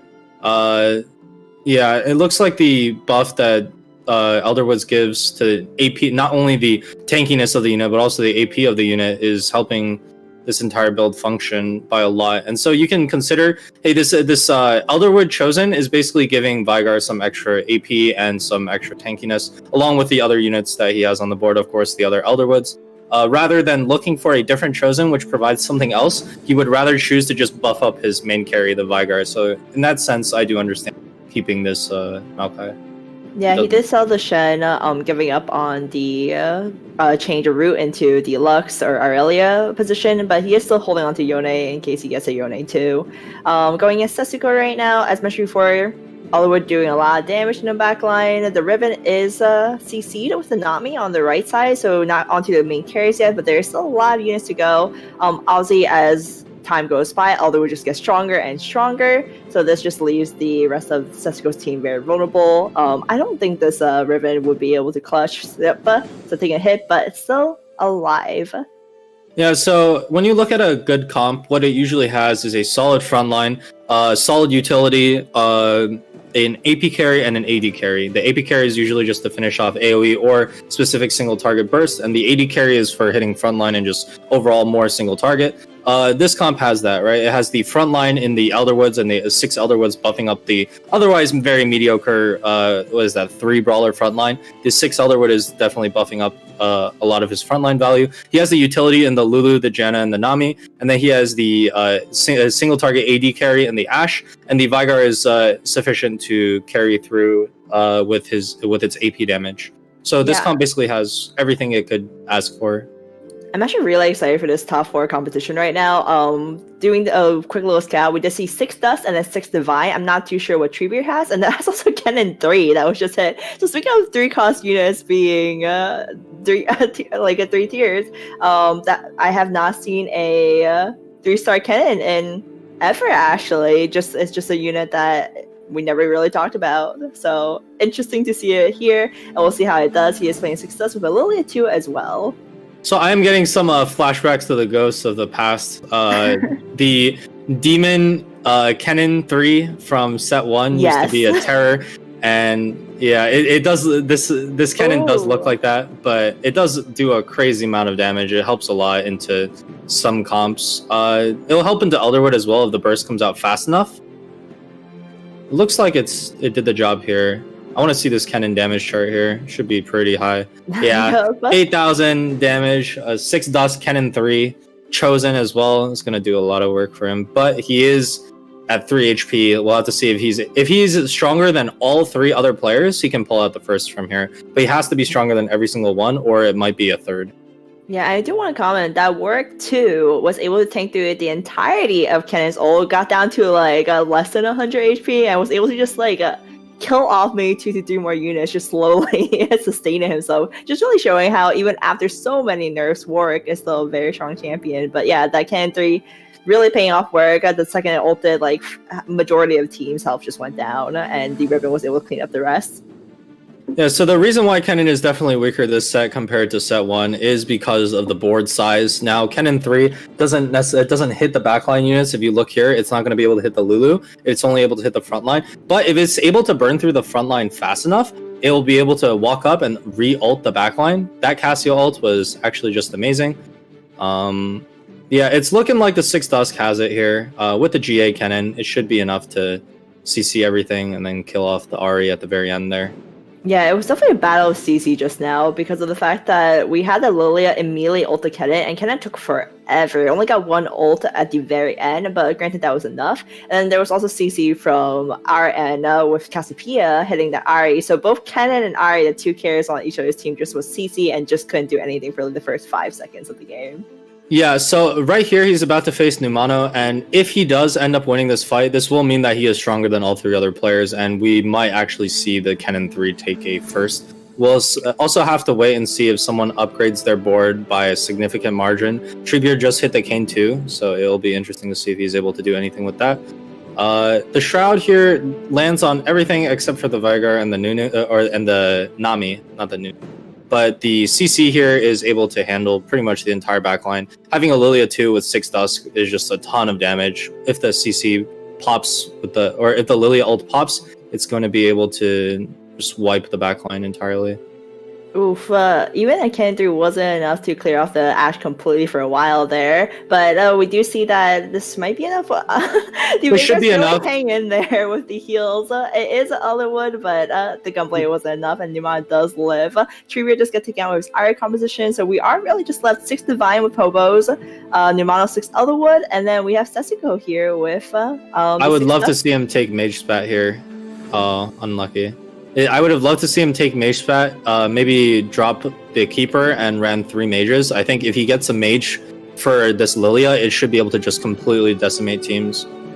But taking a Chalice is okay as well. It's not bad. It buffs up the Kennen here. He's probably going to throw it on the Cassio. Yeah, the CC on this composition is just extremely good, right? Oh, okay. He skipped the Yuumi by accident. That is a little unfortunate. It happens though, you know, like sometimes when you're just too tunneled and you're just rolling really quickly. But we do see the 3 CC on this composition is what really makes this composition strong, right? You have the Kennen, Cassiopeia, and a Lilia as a triple combo where as well as the Azir. There we go, yeah. And Azir coming in later after those 3 goes off, and then the Ribbon just pushes through. 6 dust is a lot of damage. So going against the Divine composition right now, the Kennen should be able to shred that entire board. The way it's positioned, this Kennen ult should be absolutely massive. Just punch through everything. Yep, that Kennen did a ton of work. With the Dragon Claw, there's not really anything except for the Warwick that can kill this Riven. And the Warwick is too far up and it just gets CC'd by the Kennen and bursted down. So his board is just very good at countering the other AP comps in the game right now. Yeah, it's really hard to position away from this composition too, right? Because no matter what, it's going to pivot towards the center, and then Ken is just going to hit everything. But I see that the Yone survived for quite a bit there, cleaning up a little bit. And then Warwick as well, at the end of the Kennen ult, does have a little bit of HP as well. So maybe if you have it at like a corner spot, even then, as mentioned, is mostly going to get hit by that Kennen ult. So how does those two units live? Yone went all the way to the left and did, but... The way that the Ashe player here can win against this comp is by positioning in a way such that the Ashe is not hitting the cannon early on, is just basically as far away from it as possible. This time the Warwick was further away, and the cannon did get kicked back, so it is possible for this Warwick to take over the fight here. But we might see the next cannon ult do a little too much damage. We'll have to see if it does. This should be... Oh man, this is a win for Ali Hobos, as you mentioned. That was really great positioning from Hobos part of the end. Work all the way in the corner, and then leads him right in front of the cannon in order to kick it away from majority of the units. So yeah, and that was actually the game. I like Hobos actually won first place, and then that would leave Numano, I believe, as second place with Elderwood, and Sesico as third. I might need to double check on those two placements, but I believe that was the case, or maybe it was Sesico second and Numano third. We'll have to see it in the scoreboard in just a moment. But I'm loving these compositions right now. 6 Elderwood, 6 Dust, 6 Divine. So is this something that you expect to see coming into this tournament today? Yeah, looking at the stats and looking at what was good on the ladder, I did expect to see a lot of Dusk and Elderwood. Overall, the Vigar carry here, having a 3-cost carry be able to support your push to level 9 is just a playstyle that suits the lack of level 7 roll down these days. But yeah, it's definitely expected to see the Elderwood and the Dusk comps. Yeah, for sure. And then, of course, as we mentioned before, 3-cost chosens and 2 potentially even 3-star units. So we saw there as well with the Kennen. So Kennen is a unit that would you ever recommend the Kennen to be 3-starred? I mean, I'm gonna assume that he has some really lucky rolls and just a bunch of Kennens in the shop, so he decided to go for that pathing. But do you see it as something more stable to go for? Because we did see it was extremely strong for his side, but is it a viable composition to try?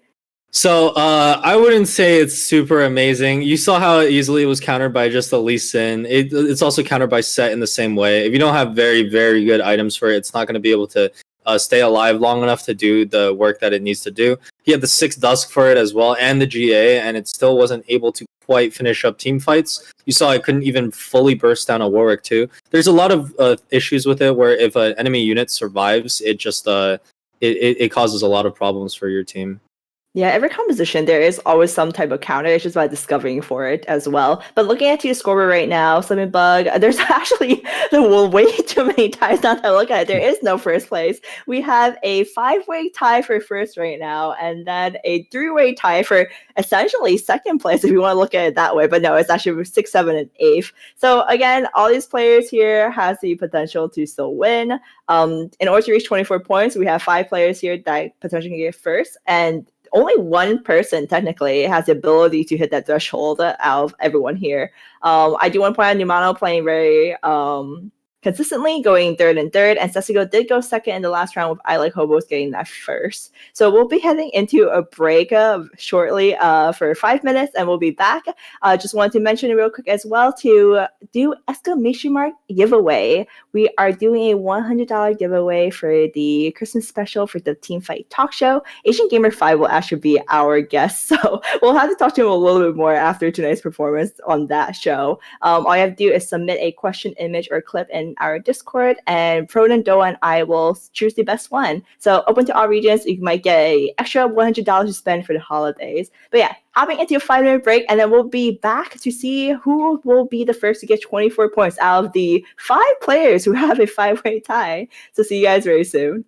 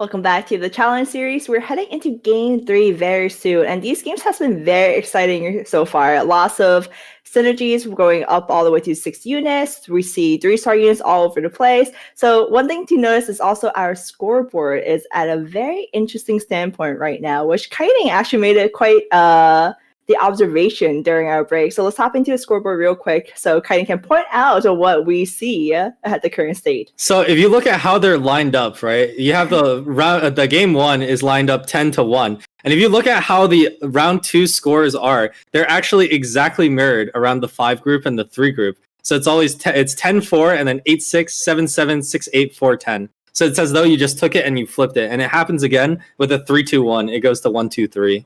So it's just a very strange coincidence right there. Yeah, almost seeming like these 5 players planned it out to just flip their scores around, and the last 2 players also decide to have their scores be perfectly aligned as well. Everybody's holding hands first and 6th. This is a very close competition. We're going to head into game 3 very shortly. But yeah, we have a 5-way tie, meaning only one person out of those 5 players is able to hit that 24 points threshold. There is a chance for these games or this tournament to end in 4 games as one player goes first. But it's mostly going to head into 5 games. We'll see just because of how close these ties are. And there's also the ability for a player at the bottom 3 to get first place that would deny everyone else from hitting 24 points, giving them a better chance to catch up to make this into a even closer tournament in the later games. So yeah, Kaiden, what kind of play style are you expecting to see moving forward? So we talked about this multiple times already, but I still feel like I'm seeing, yes, Elderwood Dust, we are seeing those, but I feel like the way that players are approaching is a little bit different. But how do you feel so far about it? So I would say that if there's ever a game to play for first, this is the one. You need first place to reach the threshold, and everybody in the bottom 3 also needs back-to-back first places to reach the threshold as well. So everybody here should just be looking to play for first if you're trying to win the. Yeah, actually, now that you mention it, our threshold is 24 points, and people are at 14-4. So with that said, Kaiden is correct that first place is 10 points, so you just want to hit 10-10-10, and that is the best way to victory, obviously, is to always get your first, but it's shown in the most obvious way that we can in this scenario. Yeah, so usually the scores are a little bit more spread out, so you don't necessarily need the first place, but right now every single player needs the first place. So this game will definitely decide who reaches the threshold first, and if the bottom 3, anyone out of the bottom 3 has a chance at making it back into the tournament. Yeah, normally we don't see it until like in the latter rounds where getting that first place is just so much more crucial compared to everyone else. But game 3, all 8 players have the pressure of the first placement being much heavier than the rest. Yeah, so right here, Hobos has a decision to keep the Irelia or just sell it off and buy everything else. He goes with the buy everything else. That's probably what I would have done as well. Having an early 3-cost unit, unless it's a carry like Kindred or Vygar, isn't really worth it. Yeah, usually you want to sell off anything else you get. If it's not like an Evelyn or Callista, which you use for Cultist. But if he had only played a Tom Kenshire, he could have made 10 gold. Yeah, I think during okay, so this is a Dazzler Lysandra. I would probably take it at this point just because, I mean, you're still very early in stages, and I wouldn't really need to greed for anything else. And also on the other boards during Quick Scout, I believe someone else took a Fiora Chosen. So you mentioned before that you feel Lysandra Chosen is kind of underrated, really good. But how do you feel compared to like a Fiora Chosen that the competitor picked up? So I think the Lysandra is just overall better here than Fiora in pretty much every situation. Also, he has a Morello, which is pushing him to pick up the Lysandra for sure. Having this, he even has 4 Moonlight or 3 Moonlight already. You can get an early Aphelios too if you choose to. You can also choose to reroll for Moonlight, but if you're only Dazzler chosen, usually you don't want to go for the reroll. So yeah, without the Moonlight Chosen, it's just so much more gold, and it just feels a lot riskier. Yeah, so he has a great level 5 here. His level 5 is going to be Moonlights plus 2 Vanguards. He does have the paired Garen Wukong here in his shop, which I'm expecting him to pick up. He jams the Morello onto the Lysandra. He'll have a decently strong board. Although the Diana will be the one to upgrade here, so it's a tad unfortunate. Yeah, speaking of upgrade, I believe there is like a change now between a Diana upgrade versus the Aphelios upgrade. Do you want to explain why it's always the Diana over the Aphelios, or is it still a 50-50? So as far as I'm aware, there's a bug where it goes by a specific order. I think it's like Diana over Lysandra over over Aphelios over Silas, I think. I'm not quite sure. Order as well, but yeah, I'm not sure if they've ended up fixing that, but that is how it used to be, and I'm assuming that is still the case if we haven't heard anything differently. Yep, and then also speaking about Chosens earlier, we talked about Fiora and Lysandra Chosen. So what is a Chosen that you feel like you would pretty much never pick up in the early rounds, that you just feel like is weak?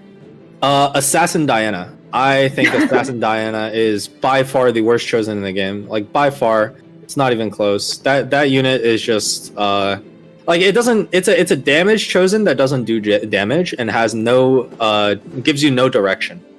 So that unit is just not worth picking up. How about just for the early stages of stage 2? Just as you mentioned, it is a damage chosen, and you know what? A assassin buff is, I would say, is useful during stage 2 at the minimum, especially if you have some items to slam onto her. I would probably rather take a Z1 over a Diana 2 because then I would have 1 extra gold in my bank and I might be able to make a gold threshold. Like I actually think that unit is just beyond bad. Oh, he hits the double 2-star Vanguard. Wow, that is incredible. Yep, immediately giving a Moonlight because those Vanguards are extremely strong right now. And then he also has a Kali, so as a ninja by itself will push out a lot of damage along with the Lysandra. Yeah, so if you look at what the Moonlight was actually giving him, it was literally giving him just a Diana 2 instead of a Diana 1. So that synergy wasn't even worth it. This swap is very good. There's a lot of assassins on the other side. I would have pulled the Wukong down to where the Akali is, though, to just block out any potential red side assassin. But yeah, there is assassin on the left side here. The Jarvan's going to do a lot of work. This Lysandra's going to take some damage. I'm expecting him to go level 5 and play 3 Warlord with Nidalee Katarina. But he'll probably put 3 Warlord at level 6, actually. If he chooses to keep the Akali for now, which he might. Yeah, I mean, granted this is still a 4-0, but that Jarvan did do a really good work here, almost taking down like the Lysandra in the back line, just showing how strong of a unit Jarvan is in the early game with his CC and just the fact that he's a frontliner that's able to get his ult off pretty quickly. Yeah, I'm a little surprised to see him not pre-level here. He is already done looking for his 1-cost units. He has his Vanguards finished. He has a Lysandra too. At this point, he's just looking for any good unit to throw in. So I would have expected him to pre-level to get a higher chance at a 3-cost unit that's actually playable. For example, a Shinzao or not really Shinzao, but more like a Kindred or a Veigar. Anything along those lines. I think since he feels confident enough on the strength of his board, he really wants to keep the 10 gold. So that's something that I tend to grade out personally myself. Granted, I'm not a challenger player and only low tier masters, but every time I'm on stage 2, 3, I just love the satisfaction of keeping at least a minimum of 10 gold and econing. Granted, if I do have a really strong board, such as this one. Yeah, so he does hit the Jax here, which is a great upgrade. I would probably run Jax over the Pike. The Assassin buff does help the Akali out a little bit, but having Divine in right now is actually really, really powerful. Getting the early Divine is pretty nice. We'll have to see what he chooses to do, though. He might just value the Assassins here just because the Akali damage is not insignificant at all, and he does lack a little bit of damage. So yeah, positioning here right now, putting the Wukong more in the back line, the Garen solo at the front, so hopefully that Garen can tank a little bit more and also maybe have all the units around him, which does not happen in this scenario where Garen's only going to ult the Tahm Kench. So a little bit about why this Wukong positioning is actually not very good. What ends up happening is if there is an assassin on the right side, it jumps to the left side of the Lysandra, and as it's jumping, the Wukong will walk 1 step up. So there is no, so the assassin will still always hit the Lysandra. If you want to protect your Lysandra, you should have your tanky frontline unit to the left of it. That way, if it walks up into the left 1 space, the assassin jumps down and still has a 50-50 of hitting either one. As it is right now, this Wukong is not protecting Lysandra at all, even though it looks like it is. Interesting. Okay, so we'll have to see if that plans out. I mean, right now, as you mentioned about the left side assassin, he did put the Jarvan and Nidalee now on the left side, so that should take the aggro instead. So maybe a little bit more protection for the Lysandra now. But hopping over to Numano now, who is running Vanguard and also a Keeper composition, I believe. Yeah, so this Wukong has a blue buff, but the issue is the Wukong itself doesn't actually do that much damage, so this blue buff is not getting that much value. Usually you want your blue buff to go on a target that does a significant amount of damage with the ability. That way the blue buff actually like scales higher in terms of its value. Having the blue buff here is nice, though. It's not that bad. Wukong's mana is pretty low. He'll be able to use that many times. But because it's not... Well, okay, so he did get 4 casts off instead of 2, so it definitely helped out here. But it's not the unit that you exactly... you don't really want it on there. It's just if you have nothing else to put a blue buff on, it's not a bad item holder.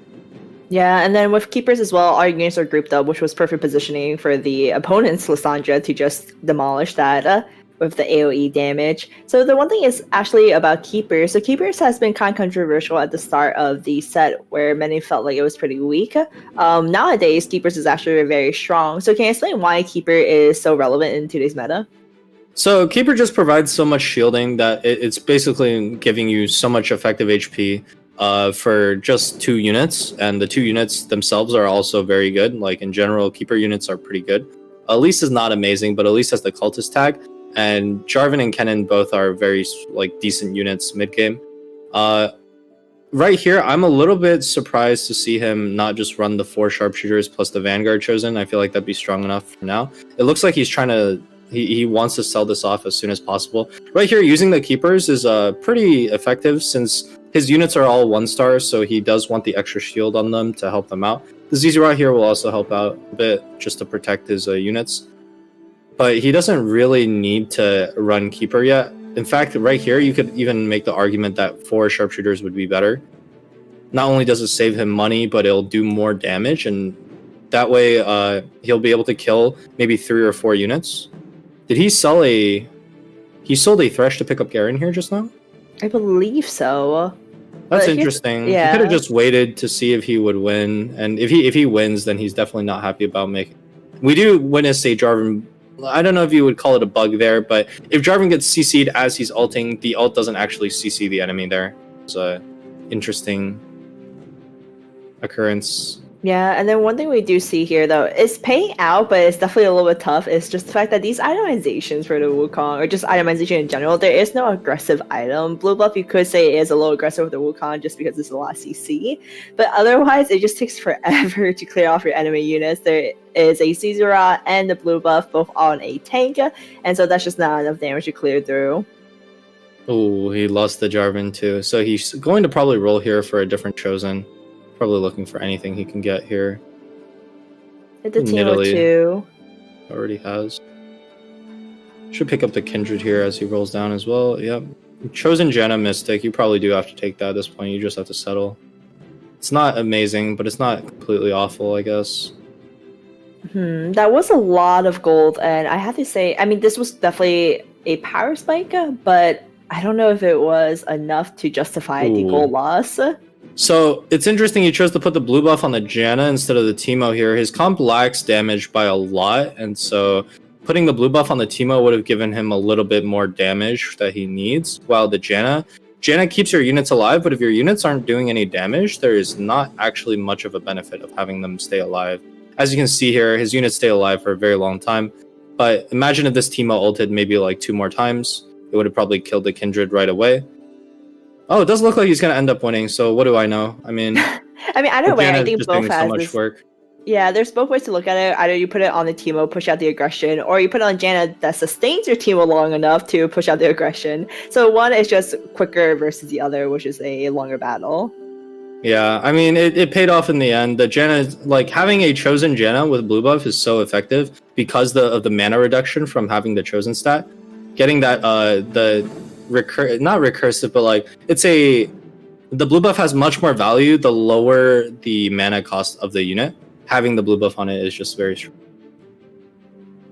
I'm a little surprised to see him not go for the 4 sharpshooters here, although I guess I can understand it since he would have to run 4 sharpshooters plus a Janna, which is very awkward, and then he only gets 1 frontline unit, which would have to be a Kennen 1, and that would definitely be very awkward here. But the Silas 3 is like just beyond strong here. It's gonna stomp through everything pretty much. Yeah, the Silas 3 countered that Janna, along with the fact that there is a Diane on the back line, so that Janna was unable to sustain anyone in that fight, and this was just a 5-0. It's really unfortunate. One thing I do hate when I lose is when you look at the opponents and there's like just one unit with like 1 HP on it, and like, just what if? So what's interesting here is that 2 Diana 2s on Solis's bench, or is that just it's a Diana 2 and a Diana 1. So Solis might be looking for a Moonlight angle there where he tries to go either 3 or 5, depending on if he finds the Moonlight chosen or not. Numano here is going to probably pick up the tier for his backline. Yeah, he gets a Chalice and a blue buff here. If he had the blue buff Chalice on the Teemo, this would be a ridiculously strong team. But as it is right now, having a Chalice already is definitely already an upgrade. Yeah, and we mentioned before as well, there's 5 players in this lobby that are really gunning for their first place in order to get to that 24 points threshold. And this would be a very significant advantage, so they would be the only one player that is able to push through and win the tournament in the next game. So those players are Treebeer, Sestigo, Numano, Slipping Bug, and Hobos. So we do see here that Hobo, Slipping Bug, and Treebeer are all 4 of them are at the top. So Numano is the only one out of the 5 that are struggling slightly more to hit that first place. Hobo's with 98 HP as well. Numano there actually had an option of just straight up running 4 ninjas, which I would have been like not surprised to see him take. He hit all 30 ninjas in his shop and he already had the cannon. He has a blue buff for the Akali as well. It would be a little bit awkward selling off the Janna too. He would probably get weaker, but it would be a setup for his board in future turns. However, ninjas aren't necessarily a very strong comp, especially since Asian Gamer's in the lobby. You know that he's probably going to be taking your units. We do see Asian Gamer low in HP once again as he tries to force the perfect Z comp here. Treebeard actually has the Chosen Enlightened with a Morello Morgana, and wow, did that redemption have value. Overall, this having a Morello Morgana is just a ton of power mid game. But he is against a Chosen Janna with blue buff and a Chalice backline. He's on a lose streak, but he's still decently healthy. This is definitely a very good spot for him to be. It's very likely also at level 7 he's going to sell this Fiora and roll for something better, even though it's very unlikely for him to hit a 4-cost Chosen. He's still probably going to be able to find something better, given that his units cost are so low right now. Yeah, and then Treebeard, given the fact that even though he has a 4-loss streak in stage 3, he is still very healthy in comparison to majority of his opponents. So even if he takes the extra loss here, it isn't a little distracted for a moment there. My apologies. But yeah, so even taking the loss here shouldn't be too bad. Okay, all right. Buddy, one distraction after another is what we needed. All right. So yeah, this Fiora 4 Lion ulting a lot. He rolled very good items for the Fiora off the Thieves' Gloves there. Tanky. Two good frontline items for Fiora. The extra HP just basically means that it's going to ult even more. The Morello, it buys a ton of time for this Morello Morgana to burn through every other unit, but the Kindred will probably end up winning in the end. It is a Kindred after all, with 2 items. So he does keep the lose streak, the perfect lose streak actually. Being 64 HP here isn't that bad. He's still in the top 4 players in terms of HP, and he's super rich. He's level 750 gold. I would be surprised to see him not roll here. I would fully expect him to roll. But if he does choose to wait to level 8, I guess I can see why he would do that. It's just a very risky play. Although we did say everybody should be going for first place here. So if he does go for that play, we know that he's playing to win. Yeah, one thing we have noticed as well. So one thing I've learned, at least from watching Treebeard, is to not get anxious for him when he's on 5-6 loss streaks, and we always feel like, oh, he should roll here, he should switch this unit out already, and he doesn't, and it actually does pay off for him. So I'm interested to see what he does. I mean, he's keeping his Fiora. I do agree with you that I don't really see much value. I mean, especially since it is a 5-loss streak, and unlike last time, there is no fortune synergy to go with it. But he's just slamming more items and just keeping with it a little longer and just econing. Seems like he's probably going for a level 8 and then rolling down for a 4-cost Chosen instead. Yeah, so he should probably pick up the Vi 2 here and run it over the Katarina. Yep, he does do exactly that.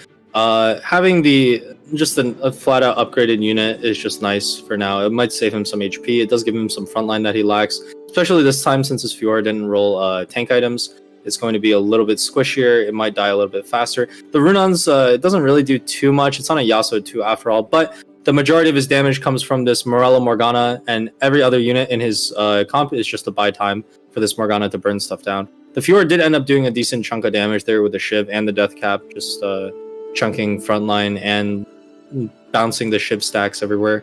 So overall, if he's able to maintain this HP and go level 8 with it, he has a massive lead over everybody else in the lobby. Yeah, I'm still honestly in shock and awe. So, I mean, granted, majority of his losses were pretty decent, which explains why. But normally when you see someone with a 6-loss streak all the way to like 5-loss streak, you would expect them to be in the bottom half. But no, he's standing in second place. And then I Like Hobos, another contender for that first place win, has been keeping a very strong lead. Finally did lose his streak, level but 8. Level 8 on 4-2. So I'm curious how much gold the hobos have, but we'll see in a bit later on. And Trivia is contending for that spot as well. Yeah, so we see Solus here playing the Moonlights. Is that the full Moonlight comp? Yeah, he does have a chosen Moonlight Diana here. He's got the Aphelios 3 or Aphelios 2 upgraded into Aphelios 3. Probably going to go for a QSS here. He's going to run Giant Slayer QSS Aphelios. Definitely very strong here. With Hunter, it's going to be hard to deal with. He's got Spirits, he's got Hunter, Mystic. Overall, just a lot of utility, buying time for this Aphelios to ult. Solus with Aphelios. Definitely a composition I missed from him, so I'm glad to see him playing it once again. Obviously, the itemization for Aphelios is different now. There's no longer that GA situation that we had in the past, so the composition is ran differently, but overall, Moonlight once again for Solus, happy to see. And Treebeard here. That's extremely good. Just having a Yone, he gets the 2 exile buff, which we don't usually see outside of Rural Yasuo, but I guess it does something for now. Yeah, having the Zizurot positioned the way he does. So what's interesting here is the duelist actually moves fairly quickly, so it might not be able to catch an assassin on the right side if he positions like that, but he does have to position that way to get exile. We have Asian Gamer here. He is 19 HP. Oof. Not playing Zed this time, though. He is playing 6 Elderwood. He has a QSS and the Gunblade onto the Veigar there, and unfortunately no blue buff, just 1 tier. Is able to push some damage. She did find an Elderwood Hecarim, yeah. So that's the thing, is that it looks like he's just going to look for a Hecarim 3. He's not selling off his other one. Hecarim 3 could be quite the beast, especially with the buff on 6 Elderwood as well. Doing a decent amount of damage, just a massive tank, and hopefully he's able to find a blue buff for that Veigar later on, or if not, at least a Hodge. Yeah, if he gets a tier here, he should be good to go. Having the tier just makes a world of difference for this Veigar here. Unfortunately, it won't be able to start off with an insta ult, but the QSS does scale a little bit better in my opinion. Even though you don't get the instant ult, you just have to make sure the Veigar is not positioned too far away from the enemy units so that it doesn't have to walk before it ults or before it autos. It will take 2 autos for the first ult to come out, so it's not great to have without 3 tiers, but the blue buff is definitely very, very necessary to run Veigar. Yeah, overall his board doesn't look that bad. The only issue here is he is 19 HP. If he takes 1 or 2 bad losses, he's just dead. So we'll have to see. Yeah, it's been a rough start for Asian Gamer lately, but he does hit that blue buff here, so hopefully this is enough to stabilize it for a while. He should be able to push to level 8 quite easily with this, but then again, we do have Solus with a really strong affiliate comp, and then Setsuko there just hit a Jarvan 3 as well, so that is scary. What's interesting here is he's choosing to roll to 0 here. Yep. Basically, he's saying, I want a top 4, give me the top 4, that's all I care about right now, because he's not going to be able to hit Veigar 3 with this. Because he's choosing not to roll at 7, he's probably not getting Hecarim 3 as quickly either, right? And so what he's ends up doing is he has to run just a random unit here. I thought I would have expected him to run the Sejuani. I think Sejuani is much, much better than Azir here. It buffs up both his Hecarims. He has 2 Hecarims in, you're getting a lot of value off having 2 Vanguard buff. But now that this Veigar does have the blue buff, it is much, much stronger than before. It'll be able to do a significant amount of damage for sure, just basically one-shots that Riven there. Yeah, the Jarvan ulted immediately and went onto the Veigar, but thanks to the sustain from the blue buff and the Gunblade combination, it was able to live for quite a while, but unfortunately, that is still the Jarvan 3. It's just way too tanky overall, and the set lives all the way to the end. Yeah, that Jarvan 3 did 10,000 damage that fight, which is quite a lot of damage for what you would expect from a 2-star or a 2-cost tank unit. Yeah, it's just kind of, I mean, essentially Jarvan's ult is just AoE, right? If you just position it correctly, it hits through like 5-6 units, and then after it had a Sunfire Cave, so constantly just pushing out some extra damage over time, and then focusing onto the carry. So that was just overall really good positioning for him there. And then he is going for the Veigar 3. I mean, he finds another Veigar, so he's still missing 3, which is really hard to get, especially since the fact that he only has 2 gold. Yeah, the danger here is because he chose to roll down here. Rolling down here doesn't really serve any purpose. You can't really upgrade your board at all, right? Like, you're basically putting in a 1-star unit anyway, whether it be a Sejuani or an Azir or anything along those lines. It's going to be a long time before you find 6 more Veigars, so you might as well save up as much money as you can while you're waiting for this. instead of rolling at 0. Since now he has a Veigar 3 or a Veigar 2 on his bench, and it's not really doing anything, so he's basically losing money. Wow, but the double Hecarim shop might pull into a Hecarim 3 soon. If he does hit this Hecarim 3, he gets an extra slot to run either this other Veigar 2, which doesn't really do that much, or what I would like to see is a Vanguard, because Vanguard actually is a big buff for this Hecarim 3, or soon to be Hecarim 3. I mean, now he does able to hit it. That is just way strong because it gives everyone in the Elderwood just such longer sustain to just buff up the overall composition. Yeah, just now he does have a reason to roll at to 0 gold every turn because he does have he's very close to a major upgrade.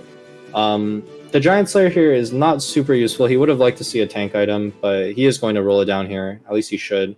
This is the time where if you lose one more fight, you're probably out of the game. You're 12 HP, you need to make sure you get at least one upgrade. And at this point, you should also seriously consider selling off the Veigar if you don't hit the if you don't hit the Hecarim 3 here, you should probably sell off the Veigar 2 to roll for the Hecarim 3. But he does hit, so in the end he gets to hold on to this Veigar, and now he's going to probably spend the rest of the game donkey rolling for more Veigars. If he does manage to hit a Veigar 3, he might come back to a 4th. Yeah, this definitely helped him out a lot, but question is it still enough to sustain him long enough? I mean, 12 HP, if there's only one unit alive, there's still a chance, I believe, that he survives, so that's why there's hope, right? The Veigar is in the bottom right. It does have QSS, which is not the best item for him, but I feel like I'm just jinxing right now looking at how this fight is going. It's just not going amazing at the moment. The Veigar's trying to push out as much damage as possible, but the Yone is just onto him, and that, I believe, is it for Asian Gamer. Yeah, another loss. So Morello Jewel Gauntlet Morgana is actually a pretty hard counter to Elderwoods, but since people have stopped playing Talon comps, it isn't as common to see Morgana stacked. You could stack Morgana in Warwick comps, of course, and you could run Dazzler with Warwick, but it's not as common to see anymore, and so that's something that's also contributing towards Elderwood being on the rise. Yep, hopping back with Sesiko right now. He did choose to sell off the cannon and pushing for 9 Warlords, it seems, but he did a switch without finding all 9 Warlords units yet. So I'm a little confused on that transition just now. I believe he put in a Vayne instead of the cannon, which actually makes his board a little weaker. Going as new mono right now. Jarvan doing a lot of damage, just ulting back and forth. There is a Scary Riven in the back, though, who is probably able to take out the rest. So it's interesting he chose to put these items on the Jarvan. At some point in time, Jarvan's not going to be a major carry anymore. So close. So because he does have a Yone on his bench, I would have liked to see him run GA Gumblet Yone here over the second set that he is in, since the second set isn't doing anything, and in fact is actually detrimental to the first set, since if the main Warlord set starts doing sit-ups, and this set gets pushed down to the threshold where he starts doing sit-ups, it actually kicks the other set out of his sit-ups, and he doesn't get the true damage buff. Yeah, that transition was definitely very close for me, just because of the fact that he did switch off for a Sharpshooter Dust, and Dust overall for it buffs up the entire composition, but he did trade it off for a Cannon 3, which has the Keeper, and then, or sorry, not Cannon 3, Cannon 2. And I feel like the Cannon 2 is still better at this stage, just because I don't really see the Dust putting in so much damage. Right now, he did put in the Yone. So what's interesting here is he's valuing 2 Sharpshooters on a Nidalee 1 over a Katarina 2, which I find surprising. I probably would have just thrown in the 2-star unit just to have a 2-star unit on the field. Now, if you look at his main carries, we can run off our checklist for what a comp has. So a comp needs frontline, utility, an AP carry, and an AD carry. And his comp has everything but the AD carry. And because he doesn't have the single target damage from either a Jhin 2 or an Ashe 2 or even a Talon 2 with the Deathblade Zeeks rolled off with Thieves Gloves, the comp does lack some single target damage and is not able to take down some of the beefier units on the enemy teams. Yeah, what is the Warlord he is missing? I believe he does have the Warlord spot and he has a Warlord chosen. Azir. Ah, okay, I see. And unfortunately, there is no Azir on this carousel. So Sesiko here really banking on the 9 Warlords play. And then, as you mentioned before too, yeah, he was valuing the Sharpshooters over a Katarina 2, which Nidalee at this stage really doesn't do much. And Sharpshooters with a Vayne, again, these 2 units in this particular comp are not pushing out any damage. Yeah, I mean, this is a trap that sometimes you fall into when you're running Warlords. You really want to try and hit that 9 Warlords, But a lot of the times, it's actually better to just sit at 6 warlords and play from there. Just add some other stronger units if you aren't able to find your 9 warlords. But hitting this set 2 is absolutely massive. Yep, it's a definitely massive upgrade. I would just take out the Dusk, probably just drop the Thresh and the Vayne. You don't need 2 sharpshooters, you don't need 2 vanguards for a Garen 2 at this point in the game. You could choose to you could choose to run a Shinzao 2 and a Katarina 2, both benefiting off the 6 warlord buff, over a Thresh 1 and a Vayne 2 at level 5 or at stage 5. It would be a lot stronger. So that is a change that I would have liked to see him make. But he does hit the set 2, and so he is decently strong now. The set doing a ton of damage. Putting in the Shroud of Stillness as well, and that set just completely demolished there with the Haja, pushing out so much damage. Warwick staying alive, probably clearing off a lot of the units. I don't think it's enough to win. He's just scouting right now to making sure Slipping Bug loses before him, so giving him 1 extra placement, and he does. Slipping Bug going out in 7th, and Sesco landing him at least a 6th. And then we see a little scouting here where Keyfix was against Numano, and Keyfix taking a hit. Yeah, so there is a there is a small trap that sometimes some people fall into, and this is just worth mentioning, where if you have, for example, 6 Elder or 6 Warlords, you don't want to run the 7th Warlord or the 8th Warlord. It's actually better to run those because they benefit off the big buff that you already have.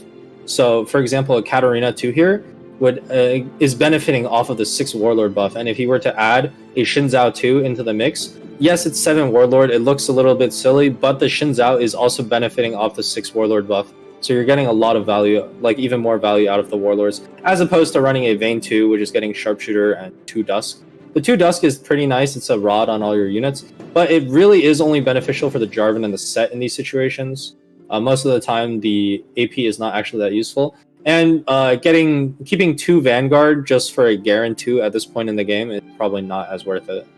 Yeah, going against Keyfix here though, with the Jarvan and the set doing really massive work. That set 2 was huge for him, that even though he doesn't have the 9 Warlords, he doesn't need it, just because the set 2 is just pushing out so much damage with the Warlord spatula on him. But yeah, we'll see when he finds that Azir and if he makes the transition, which I believe he would. I think at this point in the game, you're just looking for a Riven to replace the Vayne, and you want to replace Garen over Nidalee.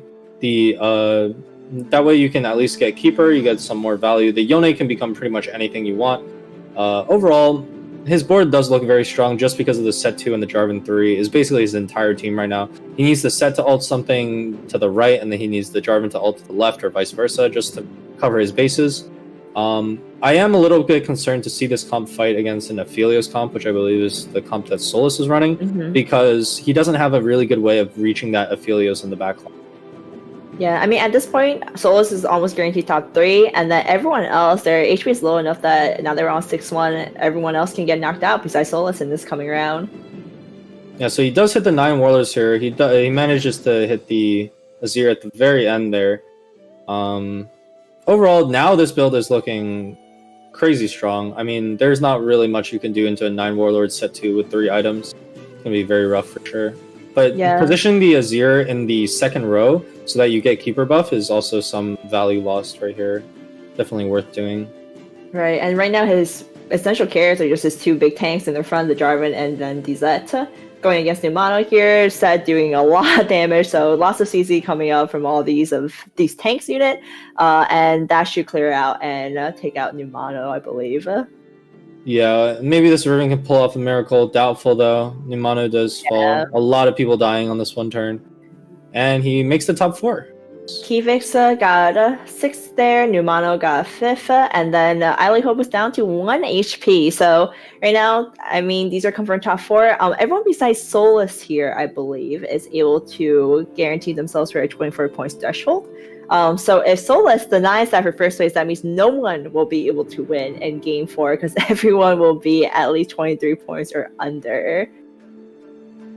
Yeah, I do want to see the Aphelios comp win just because I kind of missed seeing Aphelios win, but I only want to see a win for one game, you know. If we see Aphelios win every game, I mean, I already have some flashbacks to certain metas that we do not speak of anymore.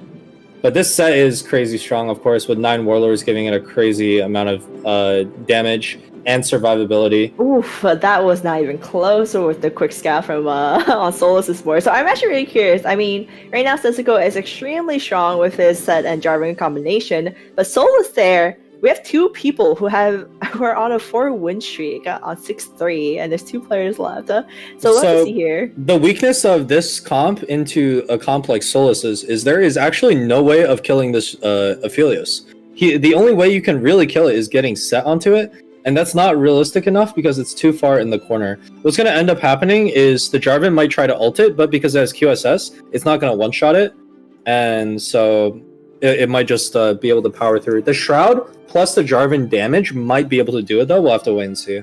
Yeah, the I am a little curious combination to see too how this might be, goes. but Set ulted off in the corner, hitting almost nobody there. So we'll have to see them try again. Set already being pushed out. The Jarvan is just not going towards the Aphelios. Set comes back up now, but it is not going to be enough. And Solus takes the win, denying 5 other players from hitting that 24 points threshold. So we have mentioned it before. We had a 5-way tie where 5 players one of them just need to get first, and they can guarantee or potentially guarantee themselves a win in the next game. However, Solus came through. He was one of the 3 tiebreakers at the bottom there with 4 points, and we mentioned that before too, that first place for him is actually extremely important. Before the 24 points, you can get first, which is extremely hard to get, but we have seen it happen before in our last Challenger Series with 3 firsts in a row. So taking a look at the scores right now, thanks to Solus denying that point, right now the highest score is Numano with 22 points, Treebeard at 21, Hobos at 20, and Cisco at 18. And at the bottom there, 16, 14, 7, and 5. So Keyfix and Asian Gamer, unfortunately, a little bit slow in the beginning. I mean, they still have a chance, but it's going to be extremely rough for them going into like game 6, potentially, if they were to be the ones to win, versus Numano, Treebeard, Hobos. The next game is a little bit more relaxing for them. They could still go for the 40 points total, so if they get first and then a second place for Numano, for example, he can still win the tournament based off the 40 points win condition instead. So yeah, so looking at these points right now, how do you feel about everyone's performance so far? Yeah, overall, people are playing pretty well. The play is pretty consistent, and when the points are spread out like this, it's a lot harder to reach the 40-point total, since there isn't just 1 or 2 outliers that are just so far up in score that they can actually realistically reach 40 points without winning the 4th or the 5th game. I'd like to see. I'm enjoying seeing the diversity of comps that are winning here. There's a lot of different comps showing up. We're seeing some Warlords. We're seeing Philios, Dusk, Elderwood. There's a lot of stuff being played, and it all looks playable. It just depends on if you have the right chosen and if you have the right opening with the good items for it. Yeah, for sure. And so we'll be heading to Game 4 very shortly. And Game 4 is the one that I'm very curious about because we saw after the first 2 games, we had a 5-way tiebreaker into a 3-way tiebreaker at the bottom. So we'll see, as Kai mentioned, that coincidence where players just evened out their scores perfectly, I would say. We'll see if they do that again in Game 4. But again, there's a lot of players now. Right now, there's 6 out of the 8 players are able to hit 24 points in the next game. The lowest one out of those 6 being Solus, who needs to get another first. But it seems like he found his calling with that Aphelios. And as you mentioned, some flashback from Solus from the 4v4 tournament even earlier in the set where he won Trigger Phyllis and probably was one of the best players for it. Again, different composition, a little bit more diverse in terms of the build at this time, but we'll see if he does it again or he plays a little flexibility to something else. Yeah, I mean, bottom line, did someone say Moon Man? Maybe Solus will pull it out again to try and go for the first one more time. He does need the first place though to qualify or to reach the 24 mark as well. That will put him at basically the same level as everybody else, assuming Numano doesn't get it first and then a second to qualify off the 40 points. So he is definitely going to be wanting to play for that first one more time. Yeah, hopping into Numano right now, who is currently at 18 points. So he went third, and unfortunately for him, the last game was a little rougher, and he went 5th place. But overall, he's been a very consistent player, 3rd and 5th, so nothing too bad so far. So it could really go either way. Yeah, I think I'm expecting to see at least 3 people reach the threshold, maybe 4, well, depending on how Numano does. So realistically, this tournament is going to go to guaranteed 5 games, maybe even 6. But yeah. I would say Game 5 is looking the most likely, but yeah, as you mentioned, Game 6 is still very possible, just because there's so many players here that is able to hit 24 points, and for players such as Treebeard or Sessico, they only need 2 to 3 points. So essentially they get 6 or 7. And I have jinxed this in the past, so maybe I shouldn't say that. There has been a time where a player only needed like 4 points and they went like 8, 8, 8. And so they just never hit those 24 points.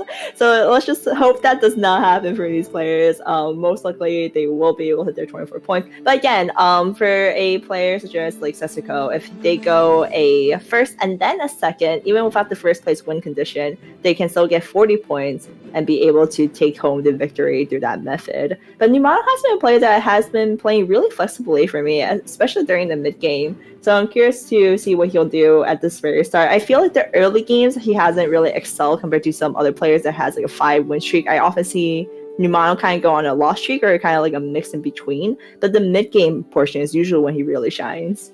Yeah, you can tell how aggressive he is based on the items he starts and like the units he's holding. He's looking for fortunes right here. He hit the Katarina, has a Tahm Kench. He's looking for the fortune. He does start Glove, and Glove usually is not an aggressive early game item opener. It's usually used for late game. For example, the Jewel Gauntlet IE combo. The only real aggressive early game item it makes is Hodge, and that's a little bit too specific in that the odds that you hit exactly a tier are kind of low. So what a lot of people would have done here in his position was they probably would have sold off either, or they would have sold the Maokai and pre-leveled. That way they have a higher chance of hitting the Annie or even the Jinx. Also, because he doesn't have a Chosen yet, he had a higher chance of hitting the a 2-cost Chosen that might actually boost up his board strength. But this turn will be very telling on his playstyle. We'll see if he levels up here to play either a Janna or something else. Okay, yep, so he does it. No. Yeah, he chooses not to level, which is a sign that he definitely doesn't prefer playing strongest board early game. He wants to play slowly, make sure he has the money to do whatever he wants to do. It's a older playstyle, but it still works. It just depends on how good you are at playing that playstyle. But it does result in you being in the bottom half of the HP leaderboards. Yeah, as you mentioned before, definitely an older playstyle that we don't really see as often. Right now, thanks to like players such as like Stocks and you yourself, Kai, like playing that strongest board in the very start is so important just not to bleed out, especially when almost everyone else is going to level 4. But as mentioned before, like when you feel like you have such a weak board that you don't think you're gonna win anyways, it's like why not try to go for the 10 gold? But he is picking up some units and he does slam Deep Gloves. He hit the 3 coldest, so this is a extraordinary power spike for him. So in this case scenario, would you level now? So I would definitely level here, but I also wouldn't put the Thieves Glove on the Elise. Reason being, you're going to keep this Elise for an extended period of time. Having the Thieves Glove on it means you're not going to be able to put the Thieves Gloves on a carry. Elise doesn't utilize most items that well. Like mana items aren't that great for her. AD, like lifesteal items, AD items, AP items, not super amazing. Really, all she uses is HP and like tank items. So of the items that you could potentially hit, there aren't that many that are that good for Elise. And not to mention, it is a 1-cost unit. Committing a Thieves Gloves to it, where you're probably going to keep the unit for a very, very long time, isn't necessarily a good idea. I do want to comment that Tahm Kench is just so tilting, honestly. Like, it's a Fortune Tahm Kench. Katarina ulted like twice onto him. It just, this slow little pokes. Again, I always mention this, but Tahm Kench is one of my opinions, like the strongest unit in the very early stages, at least. Yeah, it's just too hard to kill, and if you don't have any backline access, it's a little rough. So right here, here's an interesting tidbit. Putting the Zed in over the Diana actually results in a stronger board most of the time, since even though you're getting 2 Assassin buff, you're buffing up a Katarina 1 and a Diana 1, as opposed to getting a Z2 with Ninja, or a Z1 with Ninja that can actually deal significant damage. This buff only works out if Katarina ults, and it is not super likely that the Katarina ults, although he does have an Elise 2 with dodge and a cultist, so maybe it's doable, but yeah, it is more likely for this Katarina to cast than most Katarina. He has CC and tanky frontline. Yeah, at least from the previous couple of games, we haven't seen this Katarina ulta, as you mentioned before, due to his specific composition. So maybe in this instant, it has been paying off to run those Assassin, but in other times, you're right, like that said, with the Ninja buff, it might be stronger. Yeah, so he does get a decent pick order here. He is second pick. He has a rod there. He sees a there's a lot of specialists. He can potentially run Dusk here. Cultist into Dusk isn't that bad an idea. Or he can go for the Evelyn there for another Cultist unit. So he does end up taking the spec. He is probably going to look for the Dusk opening here. Starting cultist and getting a dust spat early usually means you commit to dust pretty safely. I wouldn't gem the dust spat yet, of course, obviously, since you don't even have a dust unit yet. But even if you do, you should hold off on it just a little bit. Wait and see if you're going to end up playing something else. So the question is, how much do you value spatula? So let's just say that there was no rod on your bench. It was just a chain vest or a glove even. How much do you value hitting a spatula early in the carousels? So I would not value it like almost, it would be like almost no value to me because I don't know for sure what I am playing yet. So if I commit a spatula, I'm basically forcing a comp. And that means that my potential of hitting solely relies on how much money I have rather than playing what I'm given. So if you commit a spatula early, you're basically saying, hey, I'm only going to play this comp. I either hit and I win, or I don't hit and I die. It's a riskier playstyle that results in more first or eighth moments, and I personally don't like it very much. Definitely very scary indeed, but I feel like out of all the composition, Dust has been fairly easy to hit in comparison, just because there's so many decent Dust units that are in the early stages as well. I mean, hitting those 4 costs isn't too hard with the Cassiopeia and the Ribbon, I feel like, when you hit level 7. So we'll see here though. He does hold it into his bench. He's not committing yet and seeing what he gets against the Scarian though, and Solus taking the lead and going into a 4 win streak alongside Hobos right now. Yeah, having a chosen Vanguard early, it might not necessarily be a chosen Vanguard, it might be a chosen Warlord, but a chosen unit that is a Vanguard is just so powerful early because of the extra HP it gives and the extra stats it has. And we see Trivia here with the worst chosen in the game, the Assassin Diana. Is very I don't rough. think it's that awful, but I do agree that maybe it's towards the bottom tier. I would say I can't even think of a chosen worse than it, so I'm putting it as my oh no tier. I have my like S tiers, A tiers, B tiers, C tiers, and then my oh no tier. And this is the only tier unit in my list oh no coming tier. out very soon, and Diana's Yeah. just in her own tier at the very bottom. Oof. He chooses to buy it, which is interesting. I would probably just wait until level 6. I think he wants to use it on 3-1 to cash out, but at that, I would rather just sell it off. Yeah, he buys it just to sell it, just to hold on his bench, show how unlucky he is to everybody else in the lobby. And then he tuned into the stream, heard what Kiting was saying, and then just felt bad and decided to sell Diana after all. Yeah, I don't know if he chooses to make 20 gold here. You might want to go for 2-star fortunes just to make sure you can cash out. You're on a loose streak already. You are getting a decent chunk of gold to begin with, so you don't necessarily need to make the 20 gold right here. Having the paired Tom Kench paired Annie, selling that off makes it so much harder to cash out. But his board is setting up to be a pretty strong here. He does have 2 brawler, 2 sharpshooter. It's getting to the point where he's going to come close to cashing out. So to be patient. And I do love the fact that out of all the players, Treebeard has been playing Fortune a little bit more. Fortune's always been one of those that does induce anxiety for sure, just because you are taking a big loss and hits after hit, losing a lot of HP for it, but the reward is just so great if you can get it. And the question is always just like, when can you get it? Yeah, it does come down to whether you get something good when you do cash out. It's not as efficient on ladder, of course, since recently, for example, I played a couple games and I got a 17 LP for a second, and I lost 24 LP for a fifth. So if you're looking to coin flip first or eights on ladder, it's not going to be able to climb past a certain point.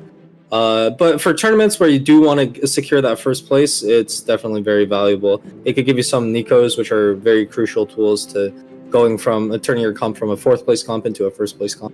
I do feel like he has a little bit of bias against Fortune though, because we were spectating a game prior to the cast, and there was a challenger player playing Fortune and going into top 4 with it, and the guy's comment was just like, "What elo is this?" was the comment.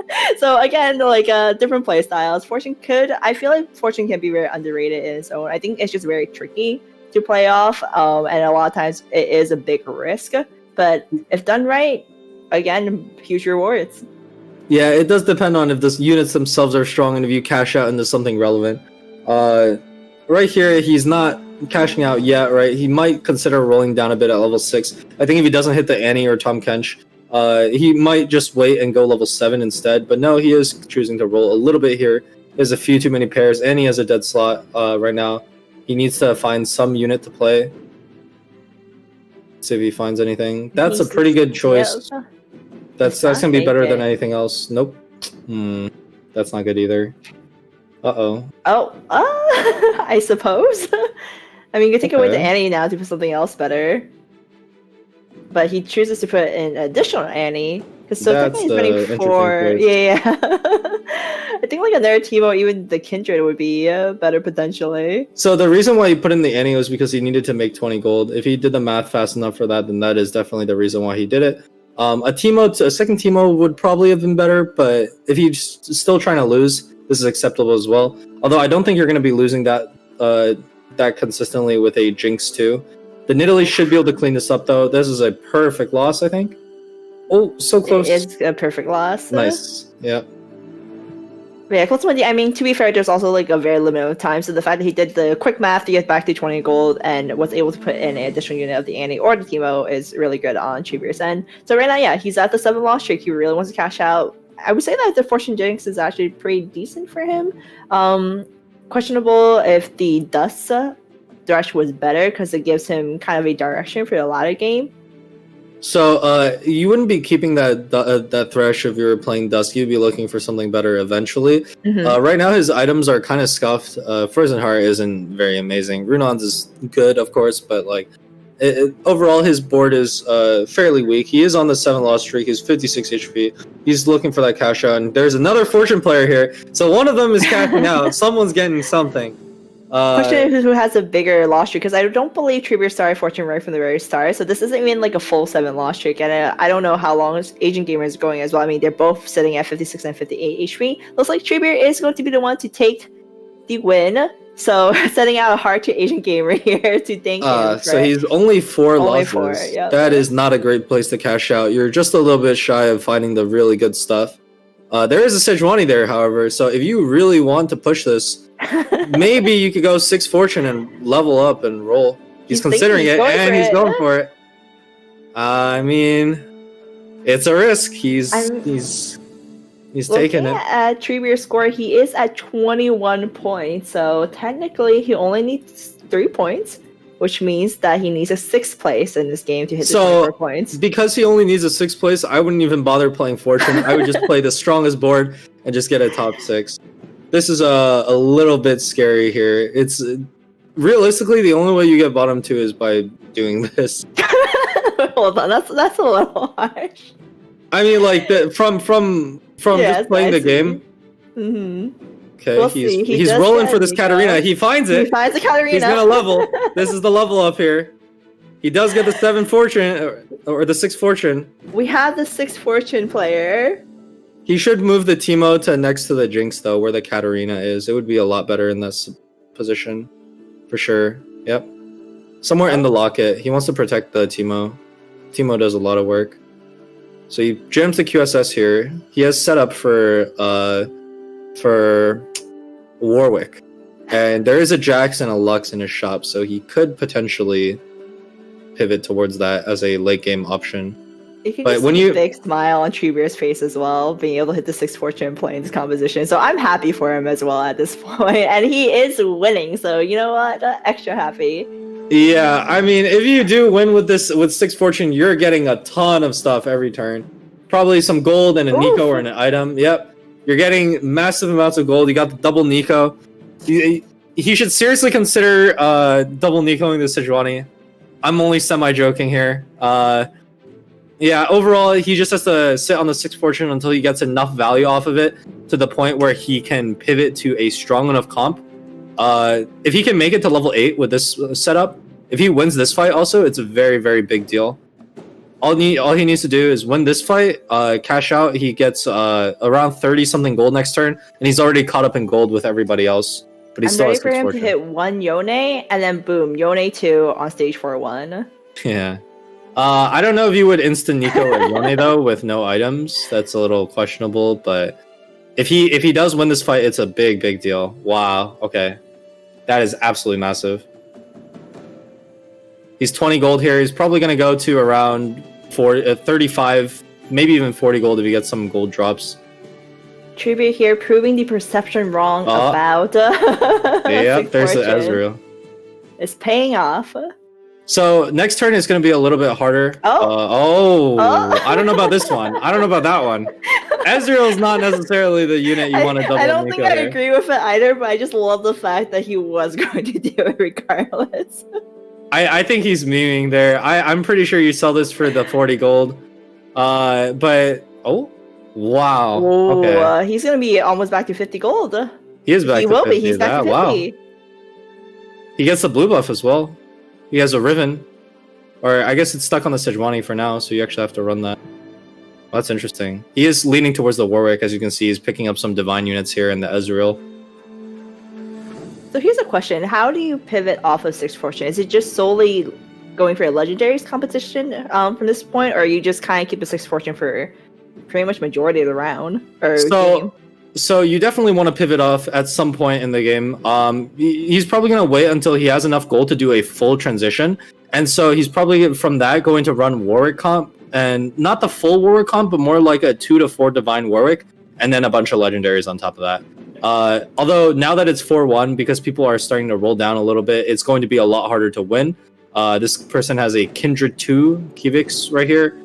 So this Jinx might not do enough to win. Depends on if this Jinx ult actually connects, and it is not quite enough. So he does lose this fight a little bit. If he really wants to do the big brain play, he can consider leveling to 8 here, and I would seriously consider this because he is. Yep. Because if you're able to win these next few fights, it doesn't even matter if you lose. And if he rolls here and he finds any 5 cost that's relevant, he can just double Nico and just become super strong just off that. So set Yone, Azir. Azir, would you actually put the Azir? I feel like I agreed for Yone's or. So you definitely wouldn't double Nico it, but it's still a good unit for now. And he's rolling down to 0 here because he really needs to just win every fight here. Solus's board looks okay. It's a little bit weak, just because the units themselves are very cheap. He's running like Nidalee with Sunfire. Not really sure what's going on here. He's still got the Jewel Gauntlet Garen.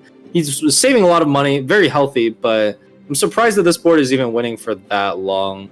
Be honest. I mean, yeah. At this point, Solus here is just going to take a lot. Actually, I'm actually surprised how close this fight was, to be honest. But yeah, Solus is at over 90 HP, going into the 80. Oh, actually, no, still 90 from that fight, 91, and he has one gold. Oh, wow. Venus gloves. Okay. So the reason why it was so close is because Treebeard is running the 6 Fortune, and he needs to use the 6 Fortune to build up his econ to the point where he can transition this into a full Warwick comp. Yeah, he gave Teemo items, so now he should protect it a little bit. Sejuani moves up a little since he wanted to ult a little bit faster. It does have a blue buff, which means it's pretty much guaranteed to ult.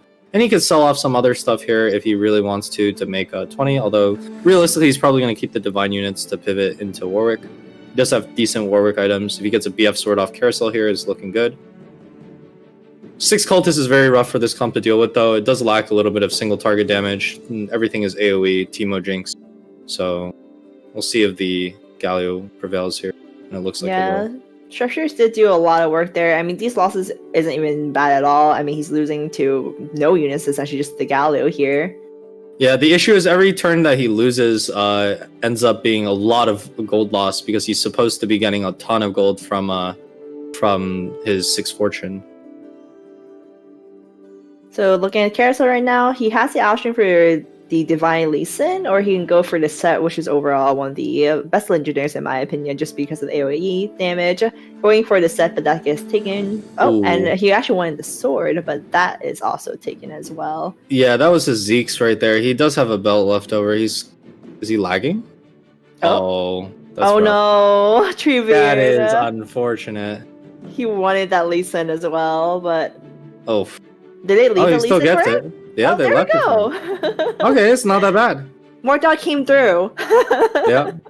They made sure that no one could touch that Lee Sin. So at least he got the unit that he wanted, I believe. I mean, there was that sword, but that sword did not get affected by the lag. Now the big question is, do you ride out the 6 Fortune 2 more turns, or do you start pivoting right now? This is a big gamble. Knowing Treebeard, I say he's going to play 2 more turns. I just saw someone with 4 Nikos on their bench. That is a 3-star 4 cost waiting to happen. Was that Asian? Slipping Bug, not Asian Gamer, even, because I know Asian Gamer was Nope, it was Slipping Bug. Yeah, it was Slipping Bug. That other is fortune player very, did very not have scary. it.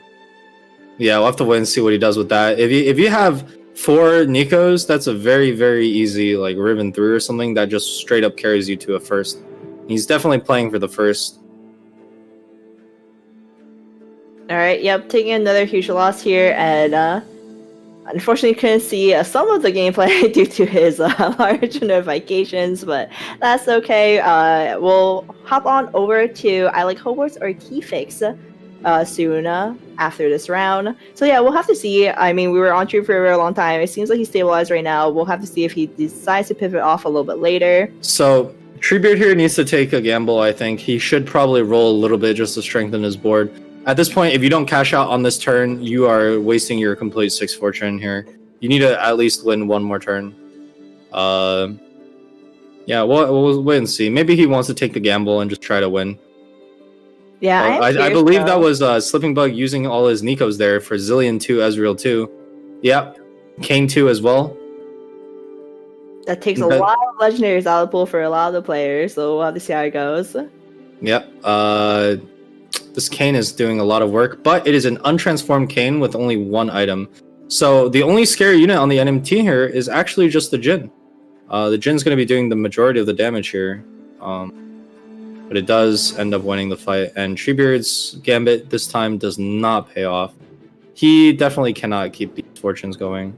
It's time to pivot to Warwick. It was a wild run, but it's time for these units to go, essentially. Yep. And he does need to use those double Nikos after this turn. Yep, it's time to throw all these units out and find everything new. So he's at 54. He's probably going to roll here. If he hits a Chosen Warwick, this is a pretty simple Warwick 3, actually. If he does get the Warwick 3, he won't need the Deathblade. That's a really good pickup. He is rolling a little bit here. He's a little concerned about his APM. There's an Ashe.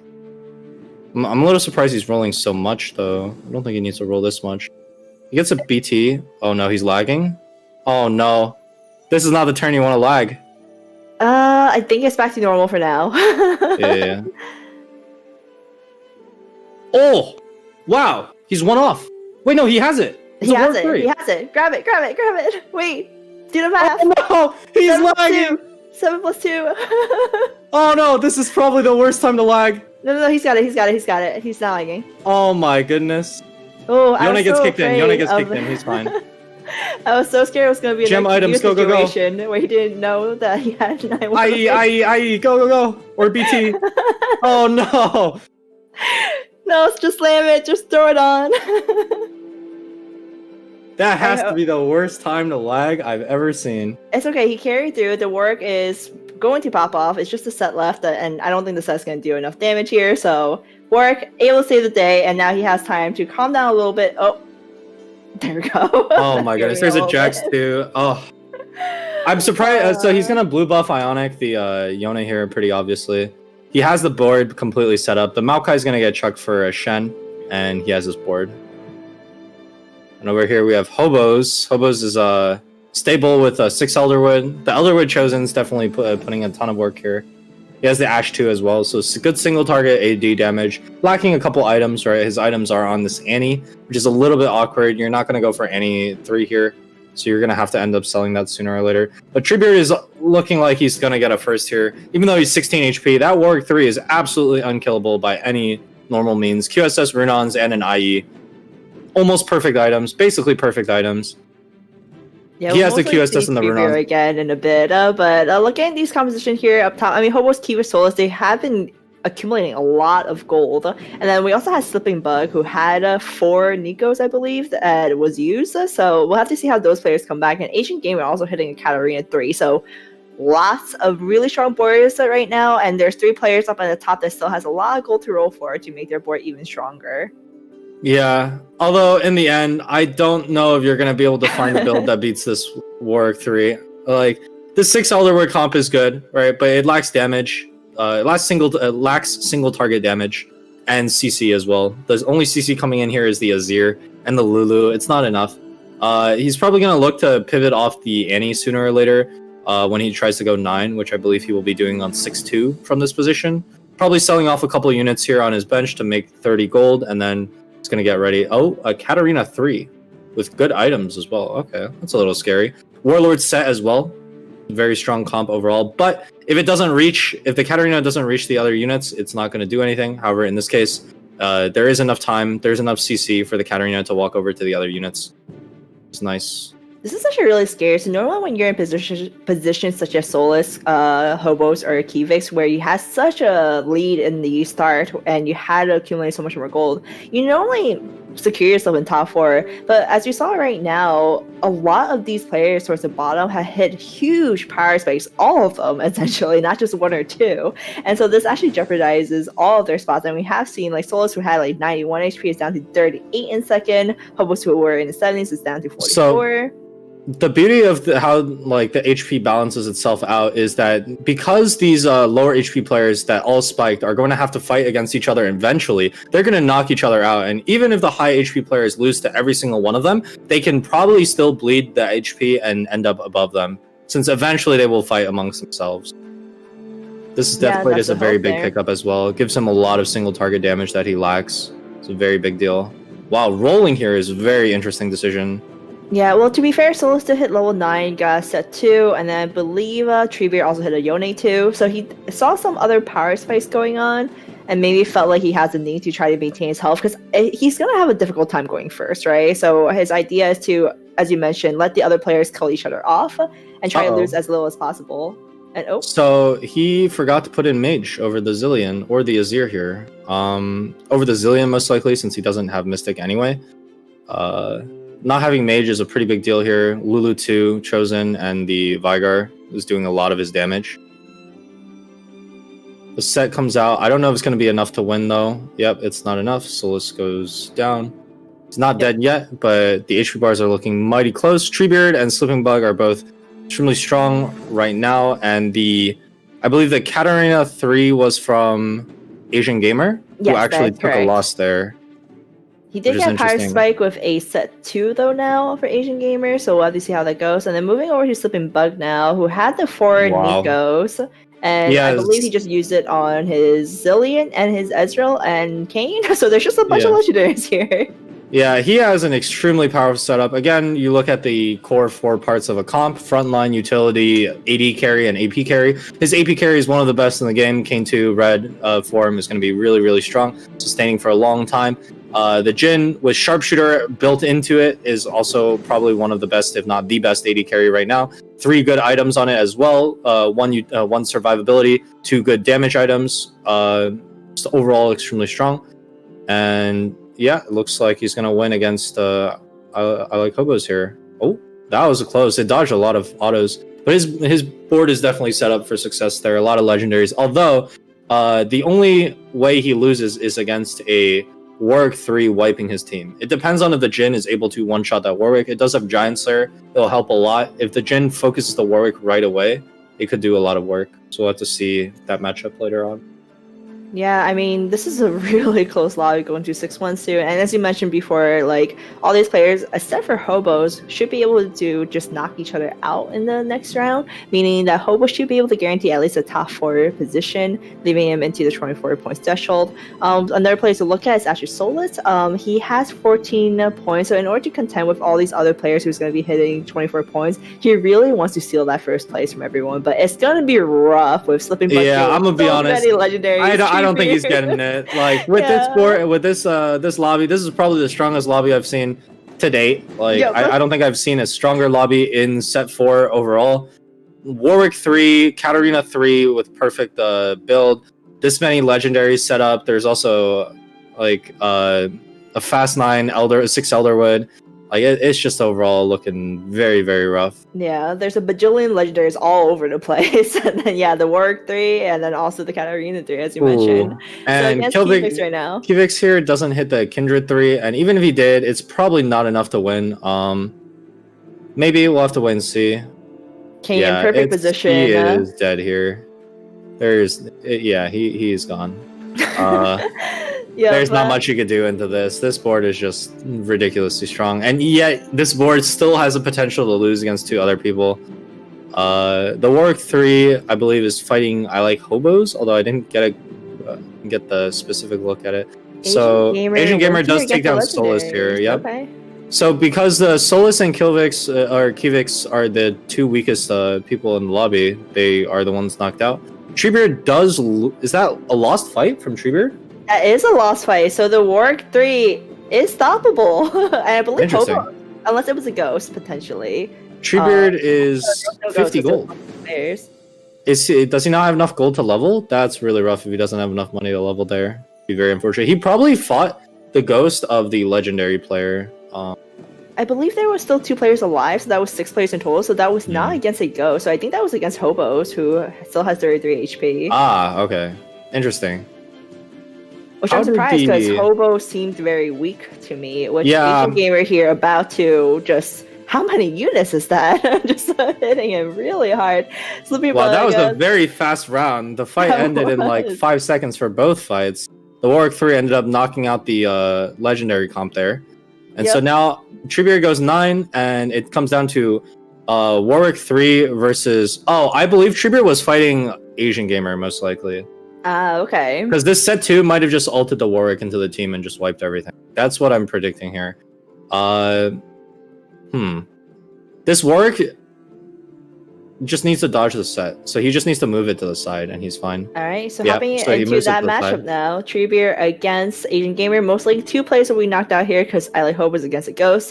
So Jarvan goes into the backline, hits the Lux there. The set does a lot of damage onto the left side, but that Warwick just going through everyone, shredding completely. He does get CC by the Azir, but it's barely poking him, and now it's just the Warwick against Set right now. Set is able to push through and beats the Warwick 3, and so that is going to be a second place, I believe, or third place for Treebeard. Hope was also getting knocked out, so we'll have to see nobody. Who third. I believe that's Asian Gamer.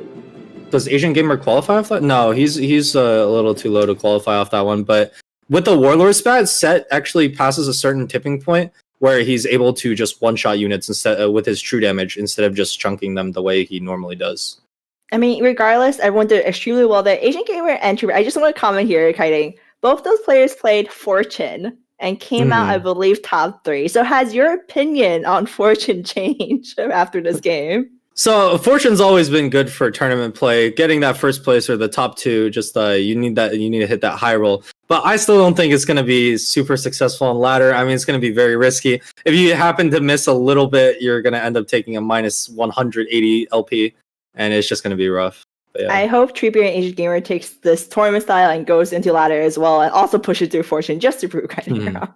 But looking at the leaderboard or the scoreboard right now, Treebeard leading massively with 29 points, and he is able to win it along with I Like Hobos. So this was actually a lot closer than I thought. Like there was a lot of players, 6 players who were able to get 24 points, but Treebeard and Hobos taking those spots, and then Sesco coming really close there. Unfortunately, he went 8th, so he got 23 points, and then Slipping Bug going 4th was not enough. He needed at least a 2nd place for that one. So everyone still really close. Even Asian Gamer Solas, they're down to 18 and 15. So one of these players towards the bottom definitely want to get a 1st place. 1, to get them into the 24 points, and 2, to deny some of these other players from... Actually, everyone here is, after this point forward, is going for that 1st place in order to deny Treebeard or Hobos a win. So starting from here is when things get tricky. So how would your playstyle change in terms... Would you be scouting these 2 players more specifically, or how would you go about the game?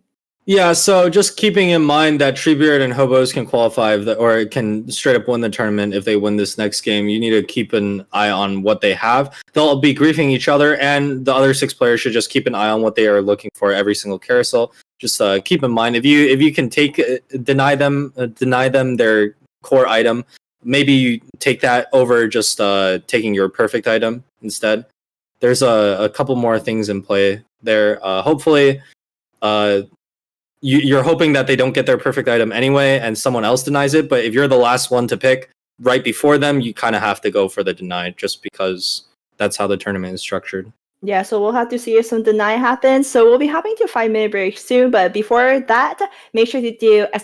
giveaway in chat. We are doing a $100 giveaway for the Christmas special for the Teamfight talk show hosted by Doa and Froden. Submit one of your best questions, clips, memes, anything at all into our Discord. And this will be for our guest, which is actually one of our contestants, Asian Gamer 5, and we will choose the winner on Wednesday. So make sure you check that out, everyone, and we will be back in 5 minutes for Game 5.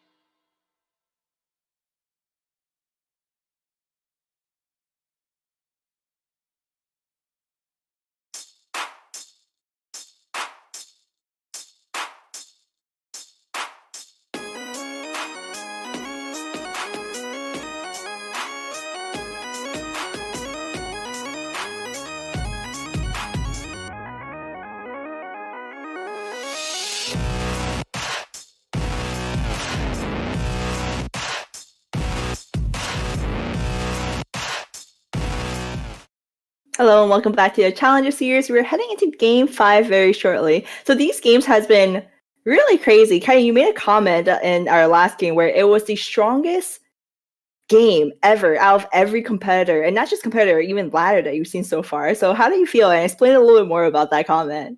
Yeah, I mean, I've never seen a game where I've seen so many first place boards just like everywhere. Like a strong Katarina 3 board, Warwick 3, Katarina 3 with Warlord set 2 in the same game with someone having 4 Nikos and like 5 2-star legendaries along with like everything else. So a 6 Elderwood comp going 9 super fast and finding a bunch of legendaries there. It's just crazy. Like that was definitely maybe not the strongest, but like one of the strongest lobbies I've ever seen.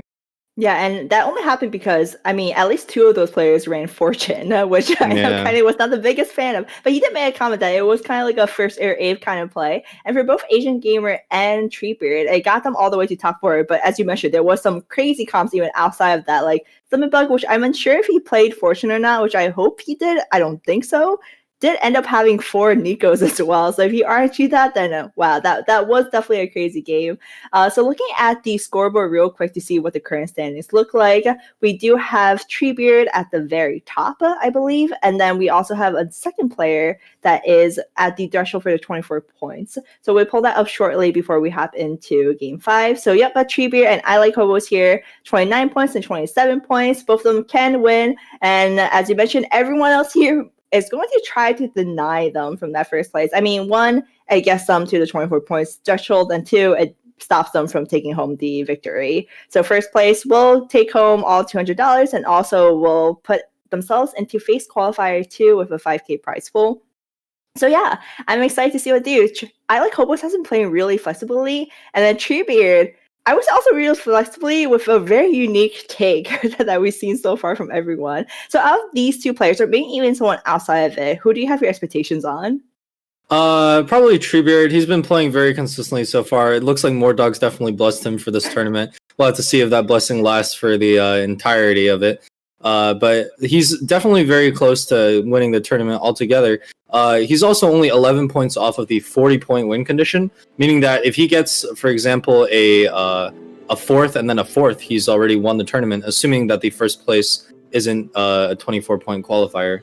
So he definitely has many avenues to win. So if you look at it from a pure statistical point of view, he has probably the highest chance of winning the tournament. Yeah, and this has actually been the closest games that we ever had so far. So far, all our challenge series have ended on either Game 4 and Game 5, with one person just completely dominating every single round. Treebeard is definitely ahead of all his competitors, but this is the first time we've seen that there's so many other chances for players to even potentially move this into Game 7, which has like less than a 1% chance of happening. But the math is there, and it could happen with how even these lobbies has been.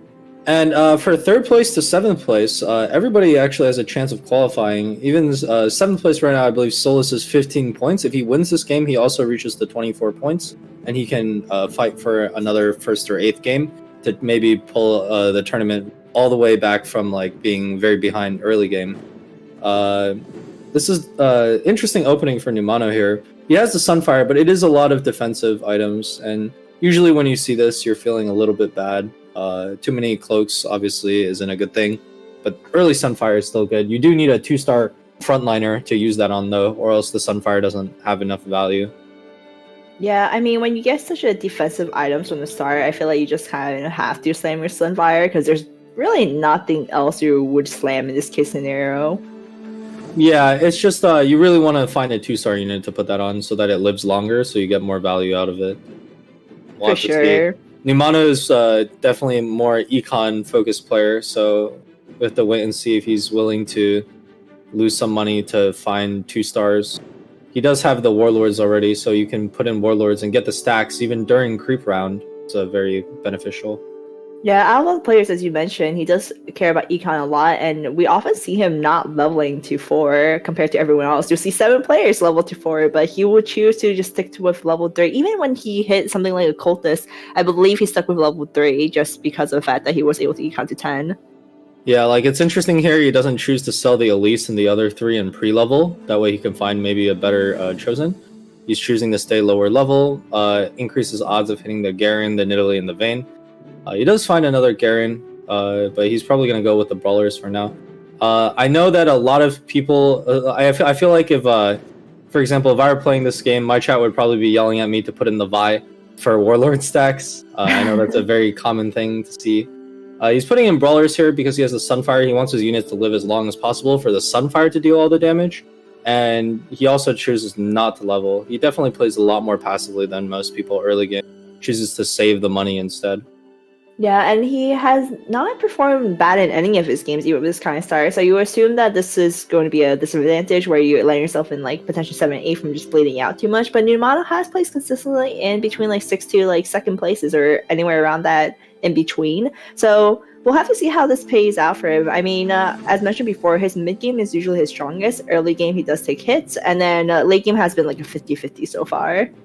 Yeah, usually the strategy with with regards to econ comes down to are you playing similarly to everybody else? If everybody is playing aggressively and you save a little bit more money than them, you get a pretty big edge.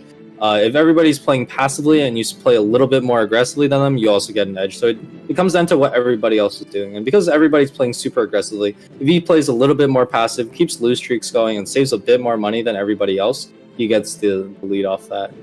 So yeah, he does. And, this is a Moonlight Chosen. He does have the avenue to actually start playing Moonlights here. Looks like he's going straight 10 gold. He's choosing not to level. Maybe he'll reroll here even. He does really want the win here. He's 20 points and needs to deny the win. So playing a first place comp is the easiest way to deny a win from the...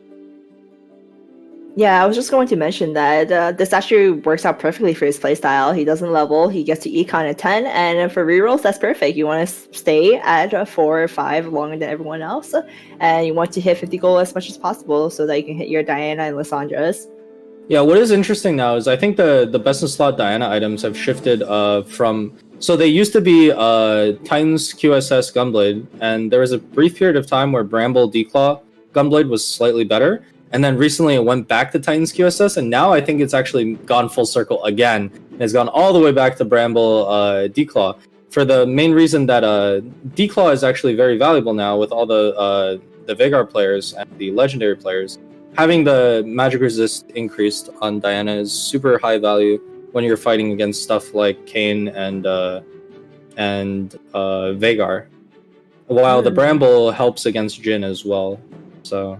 That's a very interesting takeaway because I still see a lot of the QSS Titans Resolve and also Gunblade build. So we'll have to see which method he goes for because I definitely do agree both ways has a lot of tankiness. But going against K-Fix right now, who is running Kindred Lulu and some Vanguards in the front, already does slam a Chalice here, but I believe that the Moonlights are just too strong right now. I mean, this is essentially a Silas 2 and then also has the Sunfire cape on him. So right now, I can tell I'm waiting for the pings to appear on Solus's board from Asian Gamer. Solus already has a chosen Z2 and 2 other Zs. Oh no! So I'm waiting for that, but it'll depend on if he gets bows. As it is right now, Numano's board, he's saving money and he's decently strong. He did not high roll pick order, but Solus got the pick order and he's looking for the bow, so he's gonna be hoping that he can reach that. We'll have to see. Usually people don't deny bow since a bow is not very popular anymore. He does get the bow. If he gets one more bow, his Zed's going to be stabilized. He has a Chalice with it, which isn't the best. He definitely prefers the Zeeks, but it's still functional. Yeah, I mean, definitely unfortunate in the last game, as you mentioned before, it was one of the strongest boards from almost every single player, and almost like 6 players had like a first place comp perfectly. So like, I feel like those are one of those like posts where you put on Twitter and just like, how did I lose with this perfect comp? But then you look at everyone else's board and you're like, oh, okay, you were against some really crazy stuff. So yeah, as mentioned, he does level here to instead of keeping level 4 and looking for more Dianas and Lysandras. So from what I'm seeing from his level pattern, it's not because he's trying to save money that he's not leveling early. It's because he wants pick order for his first item, and since he's leveling anyways afterwards, he's not trying to save the money. He just wants the perfect items, or not perfect items, but at least aggressive items, so that when he does start win streaking, it's higher value. So he does. This Zed already has the Runons if he wants it, but most likely he's gonna go for RFC first. I'm also curious to see if Solus goes for the QSS or the Hodge. I am personally a bigger believer in the QSS. I think QSS is super important on Zed later on. And we're seeing the power of Moonlight here, having the Silas too early on. Sunfire Ionic, also very aggressive early game items. Looks like Numano wants to carry this to a level 8, level 9 legendary comp, but we'll see if he actually gets there.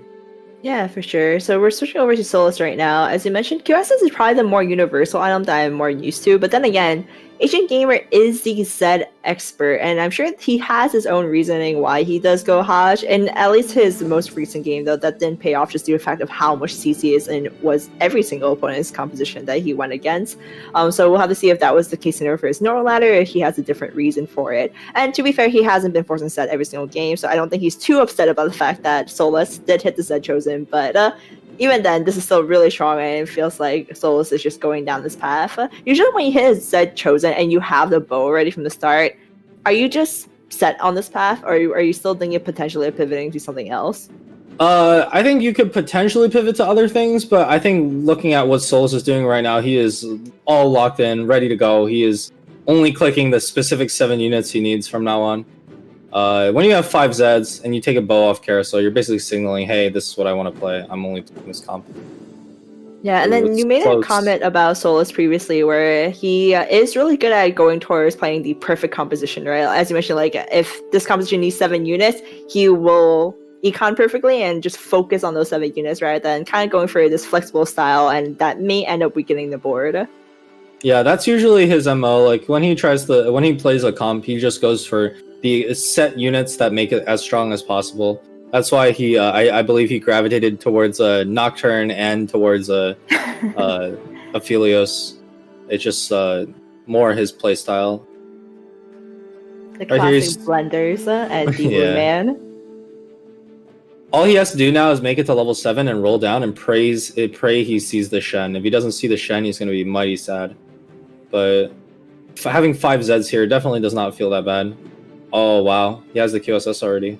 Yep, probably would just slam that immediately, especially if he's just going for the path. And I think he is going to. It looks like he's slamming it right now. Mm-hmm. And there we go. He's thinking about it, and there it is.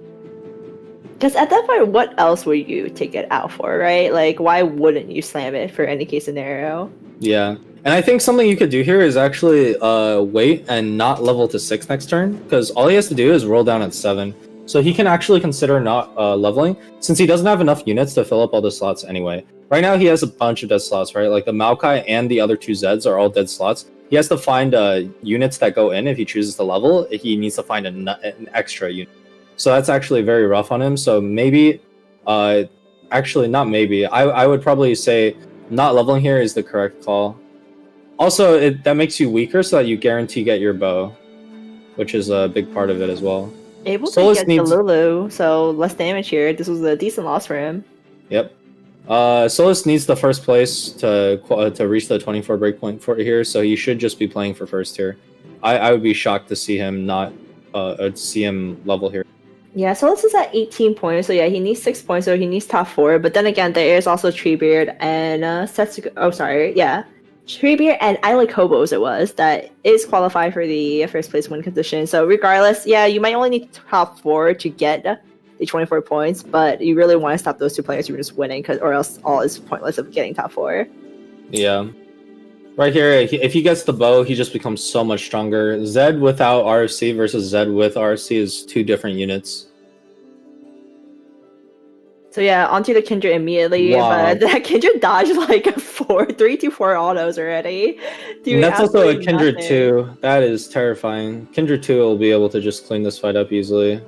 Yeah, this was an unfortunate loss. I mean, granted, he was going to lose no matter what, but maybe he could have gotten an extra unit or 2. Yeah, I would actually say he prefers losing hard here. He needs to make sure he gets the first pick so the bow is not denied from him. If he doesn't get a bow in this next fight, he's struggling pretty heavily. I would like to see him scout a little bit, maybe see like if Asian Gamer is going Zed, but no, it looks like he's going Veigar, hard forcing it. Yeah, so it looks like the bottom 2 right now are not going to contest his bow, so he should be able to get this bow fairly easily. Yeah, I mean, oh my god, Treebeard just said it worked too. Wow.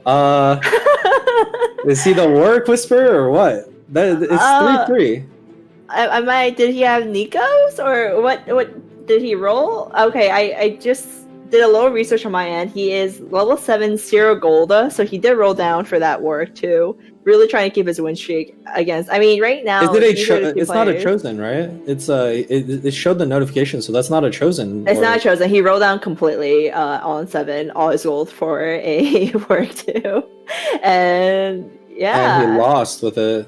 And he lost against I like hobos. That's why you don't usually do that. If you're playing for a first, you don't usually do that. You need to save your money and then do that later. I mean, to be fair, maybe he predicted that he was going to go against I like hobos, and granted that these are the 2 players that are fighting for that first place. The 9 that first place, or at least this win streak going, is a huge hit. But I mean, Treebird took a much bigger risk in comparison. I don't know if I like hobos used up as much gold in order to keep that top spot or not, but still, Warwick 2 losing on stage 3-3 is shocking. And I will do some scouting. I mean, I just checked. I like hobos is at 20 gold, so he definitely did not roll out all his gold, and he's still having his win streak. So the reason why that Warwick lost is just simply because it doesn't have items, no QSS, no runons. It's very rough for that. So Solus actually picked up a Shen with bow here, so he has 2 options: either keep this for now and actually run it, or just sell it right now so you get the RFC right away. He does sell it immediately. Yeah, selling it now gives you a little bit more power. You're gonna be slightly stronger. He gets the cultist in. He's gonna put in probably another Zed or maybe another keeper, and then for now he has a Z2 and nothing else on the board. And then we have Asian Gamer here with his Veigar comp. He set up the blue buff and the QSS. The QSS is actually... So I used to be an advocate for QSS back when CC was a little bit more common, but as it is right now, I don't actually think the QSS is very necessary. The only thing it really stops is Jarvan's and Azir's. If you think about what CC is in comps that hits backline, it's really just Jarvan, Azir. Very rarely Pyke, although usually Pyke gets sold. Prioritizing the Hodge is a little bit better in my opinion, so that you get that instant ult. Yeah, and then Asian Gamer has been struggling a little bit in today's tournament. He played a little bit of Zed, he tried to work, and he also, this is his second attempt at going for Veigar, and it seems like there has been a trend in all his games where he takes a very massive hit from early to mid game, but he does tend to power spike in the later game, so we have seen him go top 4 with a Katarina build and running Fortune. In this case scenario, he is holding a Fortune unit, but no 3 Fortunes, so he's not really capitalizing anything from that synergy right now, which is important because he is on a 3 loss streak. Yeah, so a very important part of tournament play is knowing how to keep a very strong board early mid. It's definitely a big part of what makes tournament play very different from ladder. In ladder, a lot of times you can get away with playing weaker boards early mid as long as you hit a better comp later on. But because everybody in the tournament knows how to build their late game comps, if you don't play your early game very well and you take a lot of damage, what ends up happening is even if you hit a very good comp late game, other people will hit a very good comp as well, as shown in the last game, which is kind of an extreme example. So at that point, oftentimes HP will make a very big difference between like even a 4th and a 7th. Yeah, so I'm surprised that... So here's the thing. Would you have kept this Annie for this long? I mean, granted, you haven't found Fortune forever. You already have 3 mages on the side. I mean, having Annie 2 is better than nothing, but it still kind of stops you from finding a better chosen. So I'm curious what your thoughts on if keeping her is the correct decision or not. This Annie is getting sold. It should have been sold this turn, to be honest, and then he should level to 7 and roll for a new chosen, because this chosen is not going to make it very far. It is a Fortune chosen without Fortune.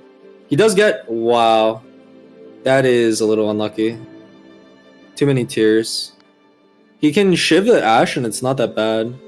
But he should sell this Annie here and roll for a better unit. Sitting at 50 gold here is extremely greedy. It's not worth it when you're 48 HP. Veigar doesn't stabilize you very hard unless it's Veigar 3, and even then you need perfect items. So he has to go for Hodge and stuff. Treebird here has the Warwick and the Ashe. No chosen, interestingly enough. But he's so strong that I don't think he needs it. As long as he doesn't corner the Warwick here, I think he's fine. Yeah, these items are definitely very unique, and he also does have a double Nikos as well. I'm surprised. I'm gonna assume that he got it during this game, or else I don't think he would have rolled out all the way to 0 for that or 2. But so I don't know if he got that from Fortune. Maybe like an early game Fortune, because he's so healthy. There's no way he cashed out more than like 1 fight. So Yeah, it should be no way that he got the Nikos from Fortune. It should just be natural. The issue now is can you actually hit a relevant unit with your Nikos and good items? Because he's too healthy to find good items now. So maybe his out is once again just hitting the Warwick. The same thing, Warwick chosen with another Warwick. Probably his out. The issue with cornering Warwick like this is that it gets focused immediately and bursted, but he does have defensive items on it rather than the usual Runon's QSS Deathblade mix. But because it doesn't have Runons, it's actually not getting resets that easily and not getting not doing that much damage. Same with a QSS, if it's getting CC'd, it's not doing it at all. Yeah, I just want to make a quick comment on the fact that even though he hit the Warwick 2 on 3-2, it was a whole stage ago, he still hasn't really gotten much from it. I mean, he's been losing, I believe he got 2 wins off of it at max. But yeah, against this Keylix right now with triple ice cream cones. Yeah, I mean, this build is probably just going to be an Ahri build, it looks like. If you're running triple Chalice and you're not playing Ahri, I don't think there's really any other carry you can realistically run. He has the GA as well. He's probably setting up for a Jewel Gauntlet or IE there. It's not that bad. I have seen this being used for Teemo exclusively for sharpshooters. So the thing about running Teemo carry is that later on it just dies to a Kayn. It like one Kayn will wipe the entire backline if you're not running like Azir with Sejuani and a bunch of stuff to protect it, and that's very hard to reach these days. So it's a little bit rough. He does have 6 Teemos though, so I guess he is trying to go for Teemo carry. It is very viable with triple ice cream cone. Hopefully you find some better items for it other than just a GA. Yeah, I mean, Treebeard right now is at 50 gold. He econ back up really quickly, playing 4 Brawlers, 3 Hunters, some Classics. So the thing is, just like he has really good units at the moment, but his itemization just lacks damage, in my opinion. Yeah, not having the Runons or the Deathblade is definitely hurting this Warwick a little bit. The Titans helps out a lot, though. Having a Titans is a big part of why it's actually doing any form of damage. This Diana doesn't have very good items, but he does manage to break the Hobo's streak. Hobo's is definitely going for the win here, as you can tell. Like I believe he's one of the 2 people where if he wins the game, the tournament instantly ends. He has been win streaking this entire time. He has 93 HP. He's definitely very far ahead. Aggressive items as well. He's going to go for legendary comp, and if he does manage to hit the legendaries, it'll come down to a reroll comp to stop it, most likely.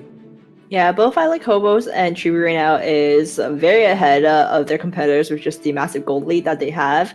Treebeard, a little questionable because of the fact that he did roll it all off, but then he re-econ back really quickly, and plus he did hit some really great units during that roll down to recover his losses. So we'll have to see how it goes. I mean, right now Hobos, I would say, definitely has the biggest advantage of them all. Yeah, oh, that's not the chosen you want to see. He's leveling up to 8 here. He's going to roll down for any form of chosen here. He's going to probably hold... Okay, Ashe is good. He's sitting there praying for this... praying for a chosen Warwick, but... Are we going back, deja vuing a little bit? A chosen Warwick and another Warwick in the shop plus 2 Nikos? Yeah, there's a Lee Sin here. This kid... Oh, yeah, he gets it. He gets the blue buff Lee Sin as well. He could consider double Nicoing this, but I think if he wants to play for the win, he needs to play for a 3-star 4 cost here. So this is a perfect Zed, perfect build. I don't think this Warwick's going to be able to win into this one. Yeah, and surprisingly too, I mean, even though he had the perfect item Warwick 3 last game, Treebeard didn't get it first. And that actually might have made a huge difference for him, I believe. If he got in that first place, he would have been at 31 points. Actually, no, he would have been 9 points off from the 40 points threshold, meaning he still had to get a first place. Either way, yep. Yeah.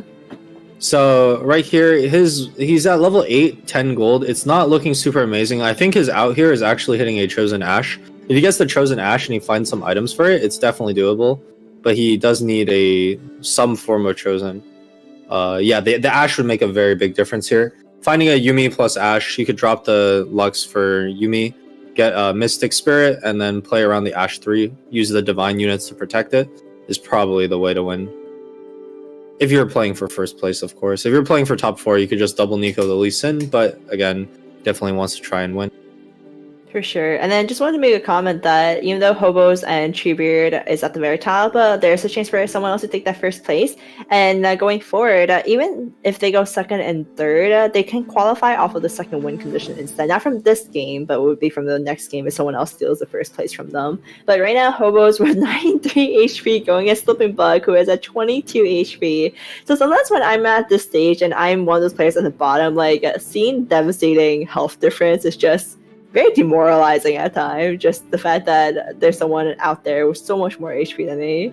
Yeah, for sure. I mean, I think it's amazing that he's even this healthy with his board. This board looks very questionable. Yeah, I haven't seen a board. I mean, I guess he's surviving off the 4 assassin buff, which is doing a big deal, and he has extremely aggressive items.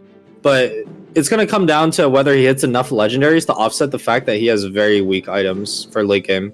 Like, Ionic is okay for late game, but Sunfire and Locket are only mediocre. They're definitely more early game item focused. And he has a belt left over with a cloak. So at best it's going to be Ice Cream Cone, ZZ Rot maybe like a QSS or something. He gets a Zeke's QSS. Okay, that's not bad. Zeke's QSS is functionable here. So he's going to look for legendaries. Wow. Okay.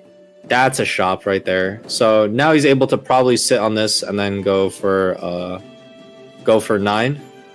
At least I think that's probably the expected play. Yeah. Playing this this Talon over Pike is definitely worth it with a Morgana too. See if just to get it to pop off a little bit earlier. I mean, as the moment he had that Diana 3 carrying for so long that he just might be too tunneled in on that and just wanted to keep that 4 assassin just because of how long the Diana has won in those games in the early. Well, yeah, but like Talon's also an assassin. Yeah, for right? sure. Goes over Pike. Mm-hmm. Like it would just be an improvement on this build. The Pike 1, Pike 1 ults are pretty big. It is a noticeable amount of CC versus a Talon 1, which will do virtually nothing. But I think the Enlightened buff is actually worth it enough. That difference. Overall, though, oh, that's unlucky. You can see that he's tilted. That's a Talon 2 miss. Very unlucky. This will scale into a legendary comp pretty well, though. He's already got Morgana, Lissandra set up. He can swap out Lissandra for Ezreal. He gets the Dazzler. He has Lee Sin already. And just replace his entire board with legendary. I would be patient here and going 9. If you go 9 immediately, you might lose out on some money that you could have saved. He's probably going to go some version of Dazzle, Adept, and legendaries. Sounds pretty good. And I do want to give credit. So in our first Challenger series, which was over a month ago, or a month and a half ago, Hobos was actually the first player in any tournaments to go for legendaries. That was still when Talon and Ashe were really popular, and everyone was spamming Talon Ashe. No one was really playing a lot of legendary comp, and Hobos came through with a fast 9, and then he got 6 tier 2 legendaries. And so that was our first Challenger series, and I'm glad Hobos has come back with perfecting this comp, and I do want to give him credit for one of the first tournament players to really bring it aboard.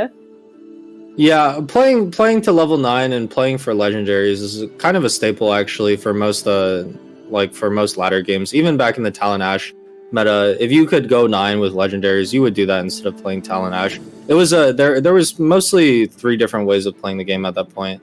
It was just open forting for Ashe Talon, or playing strongest board, or going for a reroll comp. Like strongest board into level 9 legendaries. There was a set limited number of ways to play the game. Now there's a few more. It's nice to see the diversity. Oof, that's a scary looking Warwick. He got the Runons, and he has BF Sword on it with a Titans, so this is gonna hurt. It'll be very tough to. He's probably not gonna be able to kill many units here.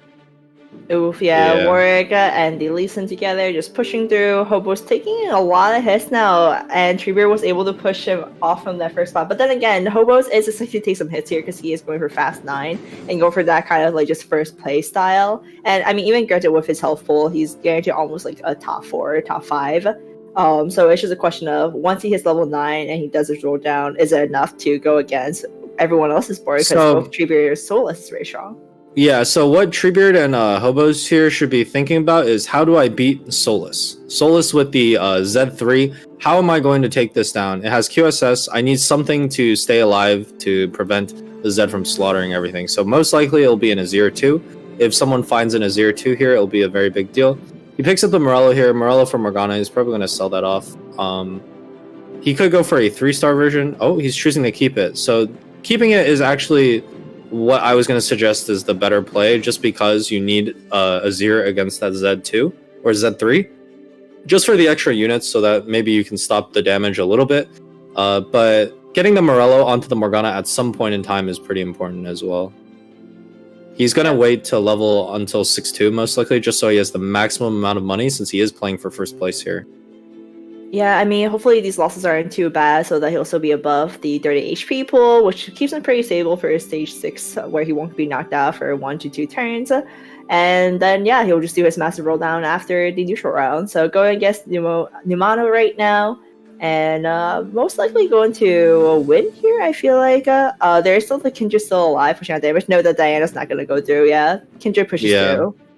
He did have a Jin 2 and a Kindred 2 and Fawn, so that was a pretty expected loss. It was a lot better than I thought it would be, but he needs to wait this one turn. Maybe he'll just pull the trigger on 6-1 if his HP goes a little too low.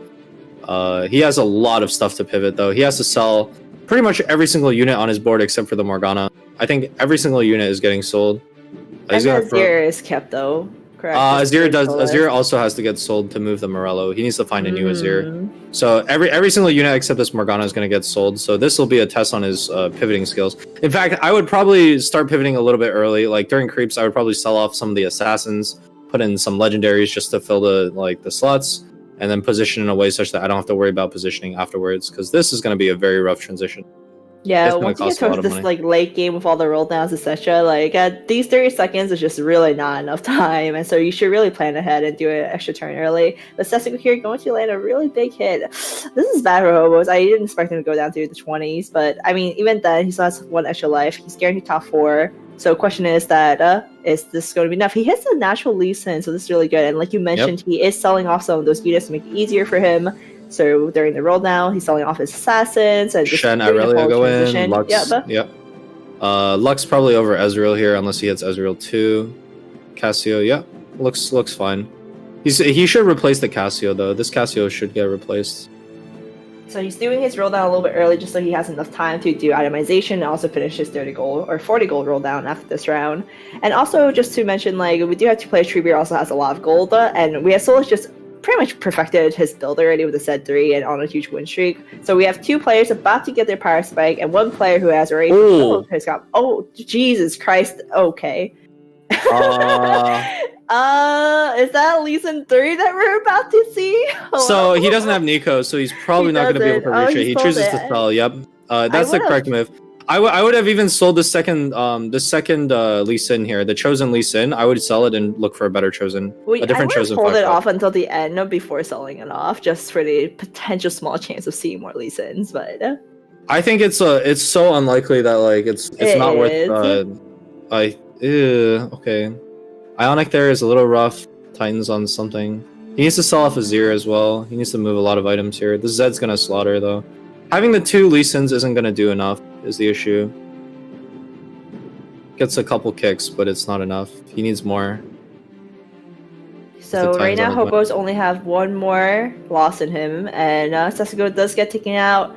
Numana here still facing a ghost, I believe, and Treebeard won his game with a lot of health, so it's looking like, but Numana gets taken out, so it's just down to these 3. Treebeard, Hobos both have the potential to take home the tournament and win the next Challenger Series.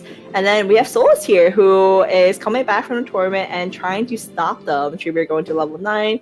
Hobos here. Ooh. Got the set 2. That is going to be a huge power spike for him. That Morgana cell is a little rough. Okay, the Kayn. No items on the Kayn though, and no red blue buff yet. So this is going to be a little rough. We'll have to see how it fares against. I believe Titans should go on this Kayn. Yeah. Oh, he has the Warwick 3. My God. Treebeard hit another Warwick 3. Okay. He got another chosen Warwick. But then it got kicked off. Oh no, Treebeard. So I will say I think Treebeard does win this game in the end, because what ends up happening is even though Hobos beats Treebeard right now, Solus is eventually going to kill Treebeard. I mean, Solus is eventually going to kill Hobos. Yeah. Solus took a hit from Treebeard's board just now. So that means Treebeard does beat Solus for now, but Solus still does have his roll down. So he has a little bit more time. The main issue right now is Hobos is going to die to Solus's ghost here. Solus just got his power spike as well. I mean, to be fair, that was without the set 2 and some of this composition, which I still don't think it counters what Solus's comp has, but still, nevertheless, it is still a power spike previously to when he went against Solus, and we are unsure about what Solus' power spike was during his level 9 just now. So let's see here if Hobos wins against Solus or not. Yeah, it's going to be rough. He doesn't really have a tool to deal with the Zed right now. The Lee Sin's not able to kick it off during QSS timing. The Azir soldiers are his only hope, really, just to buy some time for Zed to, like, maybe not poke everything off. But it does look like the Zed is just going to slaughter everything here. And yeah, legendaries are not enough. There is still the set that it might be enough. Nope. Oh, he lives though. He lives. That's a big deal. Him living. So the issue now is he's actually going to go against Solus next. So Solus is going to kill him if he doesn't get something really, really good here. This is going to be a well-deserved win, whoever it is, with such how close these fights are. So the difference here might just be Hobo's getting his Kayn form. He's going to get a form here, and that might actually make enough of a difference, although I don't think it will. Thieves' Glove is really big here for the Kayn, though. If he rolls some really good items, and he gets the form on it, that's just GG right there. Oh, hits wow. the edge roll too, and it looks too. Okay, so this is all the upgrades he needs. Oh, wow. That's... Okay. Go blue form. If he goes blue... Oh, no. He should go blue. This turn matters so much. He needs to get... Yeah. He does go blue form, okay. He has the Gunblade. He can't decide. It should be blue form here. He rolled the Gunblade blue. This is a massive turn. He's against Solus for sure. Or not for sure, but like there's a very high chance he's against Solus. So he should just position. Last round, so yeah, they're still Solus Ghost. For him. No, it's Solus Ghost. He went Treebeard, then Solus Ghost, so he should be against Solus. Gotcha. It should be guaranteed. He should not have moved Ezreal there though. It's gonna get focused down. He did lose to Solus last round, but this time around he has a huge upgrade. The issue here is his position got worse this fight. Yeah, it wasn't a lot worse. It's not enough for sure. He also loses to Treebeard, so it doesn't. Oh, and I believe Treebeard. So now Treebeard's fighting Solus here, and it's gonna come down to. So Hobo's right now frantically staring at Solus's board, hoping Solus can beat Treebeard. And Treebeard, if he Treebeard has the strongest looking board once again. Warwick 3 and everything else. It's the Warwick 3 is a Z3 but better. That's basically what it is. So we'll see if I like this backline set. I think it's a good play. The Lee Sin backline is also fine if you move it a little bit. Yeah. That's too far. It's a duelist, it runs a little too fast. But still, it's so Yone set and the Jax tanking the Zed, which is all really good. Yone gets to go off onto the Zed, stopping him from doing much damage. And then we have as soon as the Warwick ults, it's over. Yep, it ulted, and it's just shredded through the entire composition onto the Yone now. Yone jumps away, and then taking a moment and just finishing it off. So Treebeard! Another Warwick 3. Goodness gracious, that's Treebeard is the Warwick Whisperer. Multiple Nikos, chosen Warwick every time. Absolutely just high rolling amazingly well. What can I say? He had he played well for it too as well. Yes, he played 100%. Very well for it as well. Treebeard played consistently well throughout all the games, and then he really shined through in the final 2 games. One with a 6 fortune gameplay that we said before was maybe a bottom 2 potential, where we're really anxious for him in multiple games, even in the beginning rounds where we were scared that he might go bottom 4, and he would just flip it around, do a comeback, and go into 1st or 2nd place. And then at the end, he just stabilized. Like, he did his roll downs really well, hit his Warwicks really early, and every time you mentioned getting that chosen Warwick into a Warwick 3, that is the strategy that he goes for, and pays off, and he got the 1st place from it. So we'll take a look at the scoreboard very briefly. So, as mentioned before, Treebeard, he top 4'd every single game. 2nd place, 4th place, 3rd place, 2nd place, and then ending off with our requirement, the 1st place finish. So this is almost as perfect a run that you could get, ending off in the game 5. Hope was coming in very close. He played it really well as well, almost top 4 every single game besides his 1st game. And again, all the competitors today, overall, just a lot of very consistent close play styles. So we'll get him in for an interview very shortly. And Kiting, what do you think of today's results? I mean, I guess I learned I just have to hit Warwick 3 for my ladder games, and that's how I'm going to climb. I think that's just the solution. I just have to put that into practice, I guess. I think the actual takeaway is to actually play more 6 fortunes and ladder. It's not just the tournament play style, it's actually ladder as well. Big risk, big rewards, right? Yeah, I'm sure that'll go very well. Keep an I'll eye talk to out. you. I'll complain to Risa later on when I lose 200 LP from her strategy.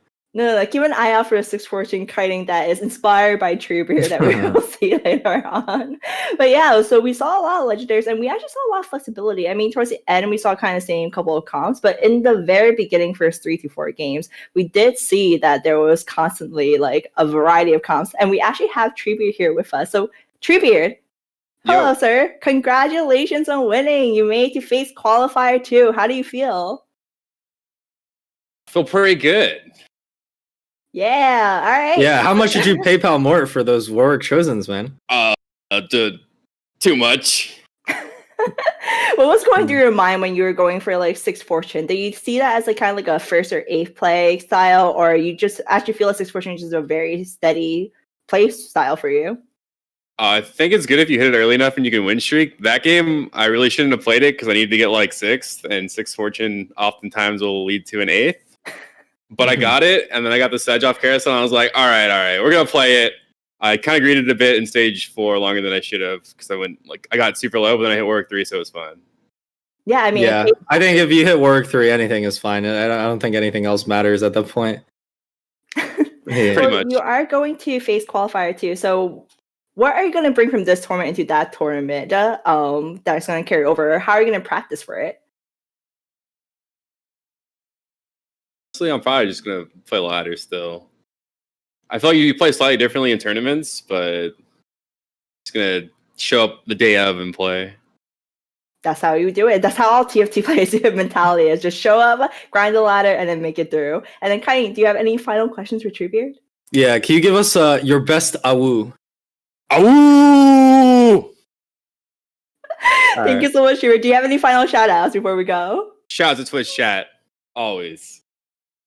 Make sure you check out Treebeard. He is a really great tournament player and a ladder player, as you can see. And we saw he does memes as well that was super entertaining for us. And then Kiting as well. Any final shout outs? Shout out to GSTV for putting on a tournament for us poor TFT people asking for tournaments. Thank you for that. Not a paid comment. But anyways, thank you everyone for coming. We do have a giveaway, which Ashley Treebeard, I did see your Discord comment. He did participate as well. Do ! giveaway in our chat right now. We're doing a $100 giveaway this Wednesday to all regions. It's just to one winner though. Submit your best meme, clip, question to Asian Gamer, who is our guest. And Doa, Froda, and I will be choosing one of you to get the $100. So see you guys then. Thank you so much for watching, and make sure to catch the face Qualifier 2 as well this weekend that both Treebeard and Kiting will be playing. So good luck everyone and have a lovely night.